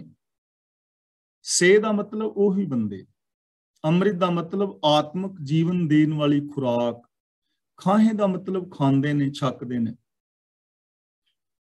ਪਰ ਉਹੀ ਬੰਦੇ ਆਤਮਿਕ ਜੀਵਨ ਦੇਣ ਵਾਲੀ ਖੁਰਾਕ ਖਾਂਦੇ ਨੇ ਜਿਨ੍ਹਾਂ ਦੇ ਅੰਦਰ ਇਹਦੀ ਭੁੱਖ ਜਾਂ ਪਿਆਸ ਪੈਦਾ ਹੁੰਦੀ ਹੈ। ਜਿਨ ਕੋ ਲੱਗੀ ਪਿਆਸ ਅੰਮ੍ਰਿਤ ਸੇ ਹੀ ਖਾਹੇ। ਹੁਣ ਦੇਖੋ ਗੱਲ ਹੋ ਰਹੀ ਹੈ ਖਾਣ ਦੀ, ਲੱਗੀ ਹੈ ਪਿਆਸ। ਹਾਲਾਂਕਿ ਪਿਆਸ ਲੱਗੀ ਹੋਵੇ ਤੇ ਕੋਈ ਚੀਜ਼ ਪੀਵੀ ਦੀ ਹੈ, ਤੇ ਦੂਜੀ ਗੱਲ ਹੈ ਕਿ ਅੰਮ੍ਰਿਤ ਪੀਣ ਵਾਲੀ ਚੀਜ਼ ਹੈ, ਖਾਣ ਵਾਲੀ ਨਹੀਂ ਹੈ। ਇਸ ਲਈ ਨਾ ਚੀਜ਼ ਨੂੰ ਸਮਝਣਾ ਹੈ। ਜਿਨ ਕੋ ਲੱਗੀ ਪਿਆਸ ਦਾ ਮਤਲਬ ਜਿਨ੍ਹਾਂ ਦੇ ਅੰਦਰ ਤਾਂਘ ਪੈਦਾ ਹੁੰਦੀ ਹੈ, ਆਤਮਿਕ ਜੀਵਨ ਜੀਣ ਦੀ ਤਾਂਘ ਪੈਦਾ ਹੋਵੇ, ਲਾਲਸਾ ਪੈਦਾ ਹੋਵੇ। ਜੇ ਅੰਦਰ ਤਾਂਘ ਹੀ ਨਹੀਂ ਹੈ, ਚੰਗਾ ਜੀਵਨ ਜੀਣ ਦੀ, ਆਤਮਿਕ ਜ਼ਿੰਦਗੀ ਜੀਣ ਦੀ ਤਾਂਘ ਹੀ ਨਹੀਂ ਹੈ, ਤਾਂ ਉਹ ਗੁਣਾਂ ਦਾ ਧਾਰਨੀ ਥੋੜਾ ਹੋਵੇਗਾ। ਪਾਰ ਤੇ ਉਹੀ ਲੰਘੇਗਾ ਨਾ ਜਿਹਨੂੰ ਪਾਰ ਉਤਰਨ ਦੀ ਤਾਂਘ ਹੈ। ਤੇ ਜਿਹੜਾ ਗਿਆ ਹੀ ਡੁੱਬਣ ਵਾਸਤੇ ਹੋਵੇ ਕਿ ਮੈਂ ਤੇ ਸਮੁੰਦਰ ਵਿੱਚ ਛਾਲ ਮਾਰ ਕੇ ਮਰਨਾ ਹੈ, ਖੂਹ ਵਿੱਚ ਮੈਂ ਡੁੱਬਣਾ ਹੈ, ਜਿਹੜਾ ਗਿਆ ਹੀ ਡੁੱਬਣ ਵਾਸਤੇ ਹੈ, ਉਹਦੇ ਅੰਦਰ ਤਾਂਘ ਹੀ ਨਹੀਂ ਹੈ, ਤਾਂ ਉਹ ਕਿਵੇਂ ਤਾਂਘ ਪੈਦਾ ਹੋ ਜਾਏ। ਤਾਂ ਸਭ ਤੋਂ ਪਹਿਲੀ ਗੱਲ ਹੈ ਕਿ ਜੇ ਸਾਡੇ ਜੀਵਨ ਦੇ ਅੰਦਰ ਕਿਤੇ ਕਮੀਆਂ ਨੇ, ਦੋਸ਼ ਨੇ, ਤਾਂ ਸਭ ਤੋਂ ਪਹਿਲਾਂ ਸਾਨੂੰ ਤਾਂਘ ਪੈਦਾ ਕਰਨੀ ਚਾਹੀਦੀ ਹੈ ਕਿ ਮੈਂ ਚੰਗੀ ਜ਼ਿੰਦਗੀ ਜੀਣੀ ਹੈ। ਲਗਨ, ਜਿਨ੍ਹਾਂ ਦੇ ਅੰਦਰ ਲਗਨ ਹੈ, ਅੰਮ੍ਰਿਤ ਸੇ ਹੀ ਖਾਹੇ, ਫਿਰ ਉਹ ਇਸ ਆਤਮਿਕ ਜੀਵਨ ਦੇਣ ਵਾਲੀ ਖੁਰਾਕ ਨੂੰ ਖਾਂਦੇ ਨੇ, ਭਾਵ ਉਹਨੂੰ ਵਰਤਦੇ ਨੇ, ਉਹਨਾਂ ਗੁਣਾਂ ਨੂੰ ਇੰਪਲੀਮੈਂਟ ਕਰਦੇ ਨੇ। ਕਿਉਂਕਿ ਆਤਮਿਕ ਜੀਵਨ ਦੇਣ ਵਾਲੀ ਜੋ ਖੁਰਾਕ ਹੈ ਉਹ ਸਤ ਸੰਤੋਖ ਦਇਆ ਧਰਮ ਹੈ, ਤੇ ਸਤ ਸੰਤੋਖ ਦਇਆ ਧਰਮ ਨੂੰ ਖਾਣ ਦਾ ਮਤਲਬ ਹੈ ਕਿ ਉਹਨਾਂ ਨੂੰ ਜ਼ਿੰਦਗੀ ਦੇ ਵਿੱਚ ਵਰਤੋਂ ਵਿੱਚ ਲਿਆਣਾ। ਅਗਲਾ ਬਚਨ ਗੁਰੂ ਜੀ ਕਰਦੇ ਨੇ, ਕੱਲ ਮੈਂ ਇਹੋ ਪੁੰਨ ਗੁਣ ਗੋਬਿੰਦ ਗਾਹੇ। ਕੱਲ ਦਾ ਮਤਲਬ ਇੱਥੇ ਹੈ ਸੰਸਾਰ, ਪੁੰਨ ਦਾ ਮਤਲਬ ਨੇਕੀ, ਗੁਣ ਗੋਬਿੰਦ ਗਾਹੇ, ਗੋਬਿੰਦ ਦੇ ਗੁਣ ਗਾਣੇ। ਤਾਂ ਗੁਰੂ ਜੀ ਕਹਿੰਦੇ ਨੇ ਸੰਸਾਰ ਦੇ ਅੰਦਰ ਜੇ ਕੋਈ ਨੇਕ ਕੰਮ ਹੈ, ਪੁੰਨ ਜਿਹਨੂੰ ਅਸੀਂ ਕਹਿੰਦੇ ਆ ਕਿ ਫਲਾਣਾ ਕੰਮ ਬੜਾ ਪੁੰਨ ਦਾ ਕੰਮ ਹੈ, ਕਿ ਉਹ ਕੀੜੀਆਂ ਦੀਆਂ ਕੁੱਡਾਂ ਦੇ ਉੱਤੇ ਆਟਾ ਪਾ ਕੇ ਆਉਂਦਾ ਹੈ, ਜਾਂ ਉਹ ਕਬੂਤਰਾਂ ਨੂੰ ਦਾਣੇ ਪਾ ਕੇ ਆਉਂਦਾ ਹੈ, ਲੋਕ ਨੇਕ ਕੰਮ ਕਰਦੇ ਨੇ ਨਾ। ਤਾਂ ਗੱਲ ਇੱਥੇ ਨੇਕ ਕੰਮਾਂ ਦੇ ਉਲਟ ਨਹੀਂ ਬੋਲਿਆ ਜਾ ਰਿਹਾ, ਧਿਆਨ ਦੇਣ ਵਾਲੀ ਗੱਲ ਹੈ। ਨੇਕ ਕੰਮ ਤੇ ਬਾਹਰੀ ਤੌਰ ਤੇ ਮਲਕ ਭਾਗੋ ਵੀ ਕਰਦਾ ਸੀ ਨਾ, ਕਿੰਨਾ ਨੇਕ ਕੰਮ ਸੀ ਕਿ ਦੇਸੀ ਘਿਓ ਦੇ ਪੂੜੇ ਕੱਢ ਕੇ, ਦੇਸੀ ਘਿਓ ਵਿੱਚ ਪੂੜੇ ਤਲ ਕੇ, ਖੀਰ ਬਣਾ ਕੇ, ਬਦਾਮ ਕਾਜੂ ਵਿੱਚ ਪਾ ਕੇ, ਦਹੀਂ ਭੱਲੇ ਤੇ ਹੋਰ ਕਈ ਤਰ੍ਹਾਂ ਦੇ ਪਕਵਾਨ ਬਣਾ ਕੇ ਸਵਾਦਿਸ਼ਟ, ਤੇ ਗਰੀਬ ਲੋਕਾਂ ਨੂੰ ਛਕਾਣਾ, ਜਿਨ੍ਹਾਂ ਵਿਚਾਰਿਆਂ ਨੇ ਕਦੀ ਰੋਟੀ ਨਹੀਂ ਸੀ ਖਾਧੀ, ਉਹਨਾਂ ਨੂੰ ਦਹੀਂ ਭੱਲੇ ਮਿਲ ਜਾਣ, ਉਹਨਾਂ ਨੂੰ ਦੇਸੀ ਘਿਓ ਦੇ ਪੂੜੇ ਮਿਲ ਜਾਣ, ਜਲੇਬੀਆਂ ਮਿਲ ਜਾਣ, ਖੀਰ ਮਿਲ ਜਾਏ, ਕੜਾਹ ਮਿਲ ਜਾਏ, ਉਹਨਾਂ ਨੂੰ ਹੋਰ ਕੀ ਚਾਹੀਦਾ। ਉਹ ਤੇ ਕਹਿੰਦੇ ਹੋਣਗੇ ਵੀ ਬੜਾ ਨੇਕ ਕੰਮ ਹੈ, ਪਰ ਇਹ ਨੇਕ ਕੰਮ ਨਹੀਂ ਸੀ। ਰੀਜਨ ਕੀ ਕਮਾਈ ਬੜੀ ਗਲਤ ਹੈ, ਜਨਤਾ ਦਾ ਖੂਨ ਚੂਸਿਆ ਹੋਇਆ ਹੈ, ਤੇ ਜਨਤਾ ਦਾ ਖੂਨ ਚੂਸ ਕੇ ਤੇ ਉਹਨਾਂ ਲੋਕਾਂ ਨੂੰ ਥੋੜਿਆਂ ਬਾਤਿਆਂ ਨੂੰ ਰੋਟੀ ਖਵਾ ਦੇਣੀ, ਇਹ ਕੋਈ ਨੇਕ ਕੰਮ ਨਹੀਂ ਹੈ। ਇੱਕ ਬੰਦੇ ਨੇ ਨਾ ਐਲਾਨ ਕੀਤਾ ਭੇਡਾਂ ਨੂੰ ਕਿ ਅੱਗੋਂ ਸਰਦੀ ਆ ਰਹੀ ਹੈ, ਤੇ ਸਰਦੀ ਦੇ ਅੰਦਰ ਤੁਹਾਨੂੰ ਇੱਕ ਇੱਕ ਕੰਬਲ ਦਿੱਤਾ ਜਾਏਗਾ ਕਿ ਮੈਨੂੰ ਵੋਟਾਂ ਪਾ ਕੇ ਜਿਤਾਓ, ਤੁਹਾਨੂੰ ਸਰਦੀ ਦੇ ਵਿੱਚ ਕੰਬਲ ਦਿੱਤਾ ਜਾਏਗਾ। ਭੇਡਾਂ ਨੇ ਵੋਟਾਂ ਪਾ ਦਿੱਤੀਆਂ, ਤੇ ਇੱਕ ਭੇਡ ਨੇ ਦੂਜੀਆਂ ਤੋਂ ਪੁੱਛਿਆ ਵੀ ਕੰਬਲ ਲੈਣ ਵਾਸਤੇ ਵੋਟਾਂ ਤੇ ਪਾ ਰਹੀ ਹੋ, ਤੇ ਉੱਨ ਕਿੱਥੋਂ ਆਉਣੀ ਹੈ, ਉੱਨ ਕਿੱਥੋਂ ਆਉਣੀ ਹੈ। ਤਾਂ ਉਹਨਾਂ ਭੇਡਾਂ ਦੀ ਉੱਨ ਮੁੰਨ ਕੇ ਹੀ ਕੰਬਲ ਬਣਾਉਣਾ ਹੈ ਨਾ, ਤਾਂ ਉਹ ਕੋਈ ਨੇਕ ਕੰਮ ਥੋੜੀ ਵੀ ਉਹਨਾਂ ਦੀ ਉੱਨ ਮੁੰਨ ਕੇ ਤੇ ਉਹਨਾਂ ਨੂੰ ਕੰਬਲ ਦੇ ਦਿਓ। ਤਾਂ ਗੱਲ ਹੈਗੀ ਨੇਕ ਕਰਮ ਕਰਨ ਦੀ, ਕਿ ਨੇਕ ਕੰਮ ਕੀ ਹੈ, ਪੁੰਨ ਦਾ ਕੰਮ ਕੀ ਹੈ ਸੰਸਾਰ ਦੇ ਅੰਦਰ। ਗੁਰੂ ਜੀ ਕਹਿੰਦੇ ਨੇ ਸਭ ਤੋਂ ਵੱਡਾ ਨੇਕੀ ਦਾ ਕੰਮ ਇਹ ਹੈ ਗੋਬਿੰਦ ਦੇ ਗੁਣ ਗਾਣੇ, ਗੋਬਿੰਦ ਦੇ ਗੁਣਾਂ ਦੇ ਧਾਰਨੀ ਹੋਣਾ। ਸਤ ਸੰਤੋਖ ਦਇਆ ਧਰਮ ਨੂੰ ਮਨ ਬਚਨ ਕਰਮ ਕਰਕੇ ਇੰਪਲੀਮੈਂਟ ਕਰਨਾ, ਇਹ ਦੁਨੀਆ ਦੇ ਅੰਦਰ ਸਭ ਤੋਂ ਨੇਕੀ ਦਾ ਕੰਮ। ਕਿਉਂਕਿ ਜਦੋਂ ਇਹ ਗੁਣਾਂ ਦੇ ਧਾਰਨੀ ਹੋ ਜਾਓਗੇ ਤੇ ਜੋ ਵੀ ਕਰੋਗੇ ਉਹ ਕੰਮ ਨੇਕ ਹੀ ਹੋਏਗਾ। ਫਿਰ ਤੁਸੀਂ ਲੋਕਾਂ ਦੀ ਹੈਲਪ ਵੀ ਕਰੋਗੇ, ਫਿਰ ਕਿਸੇ ਦੀਆਂ ਰਾਹਾਂ ਵਿੱਚ ਲੱਤਾਂ ਵੀ ਨਹੀਂ ਅੜਾਓਗੇ, ਕਿਸੇ ਦਾ ਹੱਕ ਵੀ ਨਹੀਂ ਖਾਓਗੇ, ਕਿਰਤ ਵੀ ਇਮਾਨਦਾਰੀ ਦੀ ਕਰੋਗੇ, ਸੱਚ ਨੂੰ ਆਧਾਰ ਬਣਾ ਕੇ ਮਨੁੱਖੀ ਫਰਜ਼ਾਂ ਨੂੰ ਵੀ ਪੂਰੀਆਂ ਕਰੋਗੇ। ਤਾਂ ਇਸ ਲਈ ਇਸ ਜਗਤ ਦੇ ਅੰਦਰ ਨੇਕੀ ਦਾ ਜੇ ਕੋਈ ਕੰਮ ਕਰਨਾ ਚਾਹੁੰਦੇ ਹੋ ਤਾਂ ਇਹ ਗੁਣਾਂ ਦੇ ਧਾਰਨੀ ਹੋਵੋ। ਸਭ ਸਹਿ ਕਿਰਪਾਲ ਸੰਭਾਲੇ ਸਾਹੇ ਸਾਹੇ। ਸਭ ਸਹਿ ਨੂੰ ਮਤਲਬ ਹਰੇਕ ਜੀਵ ਨੂੰ, ਸਾਹ ਸਾਹ ਦਾ ਮਤਲਬ ਹਰੇਕ ਸਵਾਸ ਵਿੱਚ, ਕਿਰਪਾਲ ਪ੍ਰਭੂ ਹਰੇਕ ਜੀਵ ਦੀ ਸਵਾਸ ਸਵਾਸ ਸੰਭਾਲ ਕਰਦਾ ਹੈ। ਸਭ ਸੇ ਨੂੰ ਕਿਰਪਾਲ, ਸਾਰਿਆਂ ਤੇ ਕਿਰਪਾ ਕਰ ਰਿਹਾ ਹੈ। ਹਰ ਸਵਾਸ ਦੇ ਨਾਲ ਹਰ ਇੱਕ ਦੀ ਪਾਲਣਾ ਕਰ ਰਿਹਾ ਹੈ। ਔਰ ਹਕੀਕਤ ਹੈ, ਸਾਡੀ ਹਰ ਸਵਾਸ ਨਾਲ ਪਾਲਣਾ ਹੋ ਰਹੀ ਹੈ ਨਾ, ਰੱਬ ਕਰ ਰਿਹਾ ਹੈ। ਅਦਿਸ ਤਾਂ ਸਾਰਾ ਜਗਤ ਰੱਬ ਹੀ ਹੈ ਨਾ। ਹੁਣ ਤੁਸੀਂ ਕਹੋਗੇ ਵੀ ਰੱਬ ਕਿਵੇਂ ਪਾਲਣਾ ਕਰ ਰਿਹਾ, ਤਾਂ ਸਵਾਸ ਸਾਨੂੰ ਆ ਰਿਹਾ ਨਾ। ਜੇ ਇਸ ਵਾਯੂਮੰਡਲ ਚੋਂ ਆਕਸੀਜਨ ਖਤਮ ਹੋ ਜਾਏ ਤਾਂ ਕੀ ਕੋਈ ਬੰਦਾ ਜਿੰਦਾ ਰਹਿ ਸਕੇਗਾ? ਜੇ ਇਸ ਧਰਤੀ ਦੇ ਵਿੱਚੋਂ ਉਪਜਾਊ ਸ਼ਕਤੀ ਖਤਮ ਹੋ ਜਾਏ ਤਾਂ ਕੀ ਇੱਥੇ ਕੋਈ ਵਨਸਪਤੀ ਜਾਂ ਕੋਈ ਅਨਾਜ ਪੈਦਾ ਹੋ ਸਕੇਗਾ? ਜੇ ਸੂਰਜ ਖਤਮ ਹੋ ਜਾਏ, ਸੂਰਜ ਠੰਡਾ ਹੋ ਜਾਏ ਤਾਂ ਕੀ ਇੱਥੇ ਜੀਵਨ ਰਹਿ ਸਕੇਗਾ? ਤਾਂ ਹਰ ਸਵਾਸ ਦੇ ਨਾਲ ਪਾਲਣਾ ਹੋ ਰਹੀ ਹੈ ਨਾ। ਜਿਸ ਵਿੱਚ ਸ਼ੈ ਦੀ ਬੰਦੇ ਨੂੰ ਜ਼ਰੂਰਤ ਹੈ, ਉਹ ਇਸ ਸੰਸਾਰ ਦੇ ਅੰਦਰ ਹਰ ਸ਼ੈ ਮੌਜੂਦ ਹੈ। ਸਰੀਰਕ ਤੌਰ ਤੇ ਹਰ ਇੱਕ ਦੀ ਪ੍ਰਤਪਾਲਨਾ ਕਰ ਰਿਹਾ ਹੈ। ਤੇ ਯਾਦ ਰੱਖਣਾ, ਸਾਡੀ ਆਤਮਿਕ ਤੌਰ ਤੇ ਵੀ ਹਰ ਪਲ ਪ੍ਰਤਪਾਲਨਾ ਹੋ ਸਕਦੀ ਹੈ, ਜੇ ਉਹ ਸਰਵ ਵਿਆਪਕ ਦੇ ਨਾਲ ਅਸੀਂ ਜੁੜ ਜਾਈਏ, ਜੇ ਉਹਦੇ ਗੁਣਾਂ ਦੇ ਧਾਰਨੀ ਹੋ ਜਾਈਏ। ਬਿਰਥਾ ਕੋਈ ਨਾ ਜਾਏ, ਜੇ ਆਵੇ ਤੁਧ ਆਹੇ। ਜੇ ਦਾ ਮਤਲਬ ਜਿਹੜਾ, ਤੁਧ ਆਹੇ ਦਾ ਮਤਲਬ ਤੇਰੀ ਸ਼ਰਨ। ਤੁਧ ਆਹੇ ਇਹਦਾ ਮੀਨਿੰਗ ਹੈ ਤੇਰੀ ਸ਼ਰਨ। ਬਿਰਥਾ ਦਾ ਮਤਲਬ ਖਾਲੀ।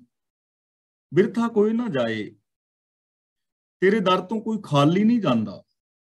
ਜੇ ਆਵੇ ਤੁਧ ਆਹੇ, ਜਿਹੜਾ ਤੇਰੀ ਸ਼ਰਨ ਵਿੱਚ ਆਉਂਦਾ ਹੈ ਉਹ ਕੋਈ ਵੀ ਖਾਲੀ ਨਹੀਂ ਜਾਂਦਾ, ਉਹਨੂੰ ਹਰ ਦਾਤ ਮਿਲਦੀ ਹੈ। ਜੋ ਤੇਰੀ ਸ਼ਰਨ ਵਿੱਚ ਆ ਜਾਂਦਾ ਹੈ ਉਹ ਕੋਈ ਖਾਲੀ ਨਹੀਂ ਜਾਂਦਾ ਹੈ, ਕੋਈ ਵੀ ਖਾਲੀ ਨਹੀਂ ਜਾਂਦਾ। ਜਿਹੜਾ ਵੀ ਤੇਰੀ ਸ਼ਰਨ ਵਿੱਚ ਆ ਜਾਂਦਾ ਹੈ ਉਹ ਜੀਵ ਕੋਈ ਵੀ ਖਾਲੀ ਨਹੀਂ ਜਾਂਦਾ, ਉਹ ਆਪਣੀ ਮੂੰਹ ਮੰਗੀ ਮੁਰਾਦ ਜਿਹੜੀ ਹੈ ਉਹ ਪਾ ਲੈਂਦਾ ਹੈ। ਹੁਣ ਇਹ ਚੀਜ਼ ਸਮਝਣ ਵਾਲੀ ਹੈ ਕਿ ਕਿਵੇਂ ਖਾਲੀ ਨਹੀਂ ਜਾਂਦਾ। ਤਾਂ ਇਹ ਚੀਜ਼ ਸਿਰਫ ਇੰਨੀ ਕੁ ਸਮਝਣ ਵਾਲੀ ਹੈ ਕਿ ਸਾਨੂੰ ਸ਼ਰਨ ਦੀ ਸਮਝ ਆ ਜਾਏ। ਸ਼ਰਨ ਕੀ ਹੈ? ਰੱਬ ਦੀ ਸ਼ਰਨ ਵਿੱਚ ਆਉਣ ਦਾ ਮਤਲਬ ਰੱਬੀ ਰਜ਼ਾ ਨੂੰ ਫੋਲੋ ਕਰਨਾ, ਜੋ ਕੁਦਰਤ ਦੇ ਨਿਯਮ ਨੇ ਉਹਨਾਂ ਨੂੰ ਫੋਲੋ ਕਰਨਾ। ਤਾਂ ਜੋ ਰੱਬੀ ਰਜ਼ਾ ਨੂੰ ਫੋਲੋ ਕਰੇਗਾ ਉਹ ਕਦੇ ਖਾਲੀ ਜਾਏਗਾ ਹੀ ਨਹੀਂ, ਉਹਨੂੰ ਹਮੇਸ਼ਾ ਉਹ ਚੀਜ਼ ਮਿਲੇਗੀ। ਮੰਨ ਲਓ ਸਪੋਜ਼ ਤੁਸੀਂ ਸੁੱਖ ਚਾਹੁੰਦੇ ਹੋ, ਤਾਂ ਸੁੱਖਾਂ ਵਾਸਤੇ ਕੋਈ ਰਿਕੁਆਇਰਮੈਂਟ ਹੈ ਨਾ। ਤਾਂ ਸ਼ਰਨ ਵਿੱਚ ਆਉਣ ਦਾ ਮਤਲਬ ਉਸ ਰਿਕੁਆਇਰਮੈਂਟ ਨੂੰ ਪੂਰੀਆਂ ਕਰੋ ਤੇ ਤੁਸੀਂ ਸੁੱਖ ਪਾ ਲਓ। ਪਿਆਸ ਲੱਗੀ ਹੈ, ਰੱਬ ਦੀ ਸ਼ਰਨ ਵਿੱਚ ਆਓ। ਰੱਬ ਦੀ ਸ਼ਰਨ ਵਿੱਚ ਆਉਣ ਦਾ ਮਤਲਬ ਸਿਸਟਮ ਹੈ ਨਾ ਕਿ ਪਾਣੀ ਪੀਵੋਗੇ ਤੇ ਪਿਆਸ ਬੁਝ ਜਾਏਗੀ। ਹੁਣ ਜਿਹੜਾ ਵੀ ਪਿਆਸ ਲੱਗੀ ਹੋਏਗੀ, ਜਿਹਨੂੰ ਪਾਣੀ ਪੀਣ ਦੇ ਨਾਲ ਹਰ ਇੱਕ ਦੀ ਪਿਆਸ ਬੁਝ ਜਾਏਗੀ।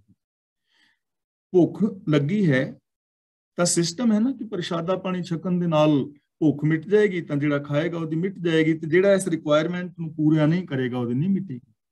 ਇਸ ਲਈ ਹਰ ਚੀਜ਼ ਦੀ ਰਿਕੁਆਇਰਮੈਂਟ ਹੈ। ਸ਼ਰਨ ਆਉਣ ਦਾ ਮਤਲਬ ਰੱਬੀ ਰਜ਼ਾ ਦੇ ਅੰਦਰ ਤੁਰਨਾ, ਰੱਬੀ ਰਜ਼ਾ ਨੂੰ ਫੋਲੋ ਕਰਨਾ। ਤਾਂ ਹੇ ਮਾਲਕ ਜੀ, ਜੋ ਵੀ ਤੇਰੇ ਚਰਨਾਂ ਦੀ ਸ਼ਰਨ ਲੈਂਦਾ ਹੈ, ਜੋ ਤੇਰੀ ਰਜ਼ਾ ਦੇ ਅੰਦਰ ਤੁਰਦਾ ਹੈ, ਉਹ ਕਦੇ ਵੀ ਕੋਈ ਖਾਲੀ ਨਹੀਂ ਗਿਆ। ਹੁਣ ਇਸ ਚੀਜ਼ ਨੂੰ ਥੋੜਾ ਹੋਰ ਸਮਝ ਲਓ ਕਿ ਜੇ ਰੱਬੀ ਸ਼ਰਨ ਵਿੱਚ ਕੋਈ ਬੰਦਾ ਆਏ ਤੇ ਆਪਣੇ ਆਪ ਨੂੰ ਕਹੇ ਕਿ ਮੈਂ ਸੱਚ ਬੋਲਣਾ ਚਾਹੁੰਦਾ ਹਾਂ, ਤਾਂ ਕਦੇ ਹੋ ਸਕਦਾ ਹੈ ਕਿ ਸੱਚ ਕਹੇ ਕਿ ਨਹੀਂ ਤੂੰ ਸੱਚ ਨਹੀਂ ਬੋਲ ਸਕਦਾ। ਕਦੇ ਐਸਾ ਹੋ ਸਕਦਾ ਹੈ ਕਿ ਕੋਈ ਬੰਦਾ ਦਇਆ ਕਰਨੀ ਚਾਹੇ ਤੇ ਰੱਬ ਉਹਨੂੰ ਕਹਿ ਦੇ ਨਾ ਤੂੰ ਨਹੀਂ ਦਇਆ ਕਰ ਸਕਦਾ, ਤੂੰ ਨਹੀਂ ਸੱਚ ਬੋਲ ਸਕਦਾ। ਐਵੇਂ ਤੇ ਕਦੇ ਵੀ ਨਹੀਂ ਹੁੰਦਾ। ਅਸੀਂ ਆਪ ਹੀ ਨਹੀਂ ਬੋਲਣਾ ਚਾਹੁੰਦੇ। ਜੋ ਸ਼ਰਨ ਆਵੇ ਤਿਸ ਕੰਠ ਲਾਵੇ, ਇਹ ਬਿਰਧ ਸੁਆਮੀ ਸੰਧਾ। हे ਮਾਲਕ ਜੀ, ਜੋ ਵੀ ਤੇਰੇ ਚਰਨਾਂ ਦੀ ਸ਼ਰਨ ਲੈਂਦਾ ਹੈ, ਜੋ ਤੇਰੀ ਰਜ਼ਾ ਭਾਣੇ ਵਿੱਚ ਤੁਰਦਾ ਹੈ, ਉਹ ਕਦੇ ਵੀ ਜੀਵਨ ਵਿੱਚ ਖਾਲੀ ਨਹੀਂ ਹੁੰਦਾ। ਉਹ ਵੱਡੀਆਂ ਪ੍ਰਾਪਤੀਆਂ ਕਰਦਾ ਹੈ, ਉਹ ਆਪਣੇ ਗੋਲ ਤੇ ਪਹੁੰਚਦਾ ਹੈ, ਉਹ ਆਪਣੇ ਏਮ ਤੇ ਪਹੁੰਚਦਾ ਹੈ, ਉਹ ਦੁਨੀਆ ਦਾ ਸਭ ਤੋਂ ਮਹਾਨ ਇਨਸਾਨ ਹੋ ਜਾਂਦਾ ਹੈ। ਤਾਂ ਜੇ ਅਸੀਂ ਵੀ ਚਾਹੁੰਦੇ ਹਾਂ ਕਿ ਅਸੀਂ ਆਪਣੇ ਗੋਲ ਤੇ ਪਹੁੰਚ ਸਕੀਏ, ਅਸੀਂ ਵੱਡੀਆਂ ਪ੍ਰਾਪਤੀਆਂ ਕਰ ਸਕੀਏ, ਤਾਂ ਉਹਦੇ ਵਾਸਤੇ ਇੱਕੋ ਇੱਕ ਸਾਧਨ ਹੈ, ਰੱਬੀ ਰਜ਼ਾ ਔਰ ਭਾਣੇ ਦੇ ਅੰਦਰ ਤੁਰਨਾ।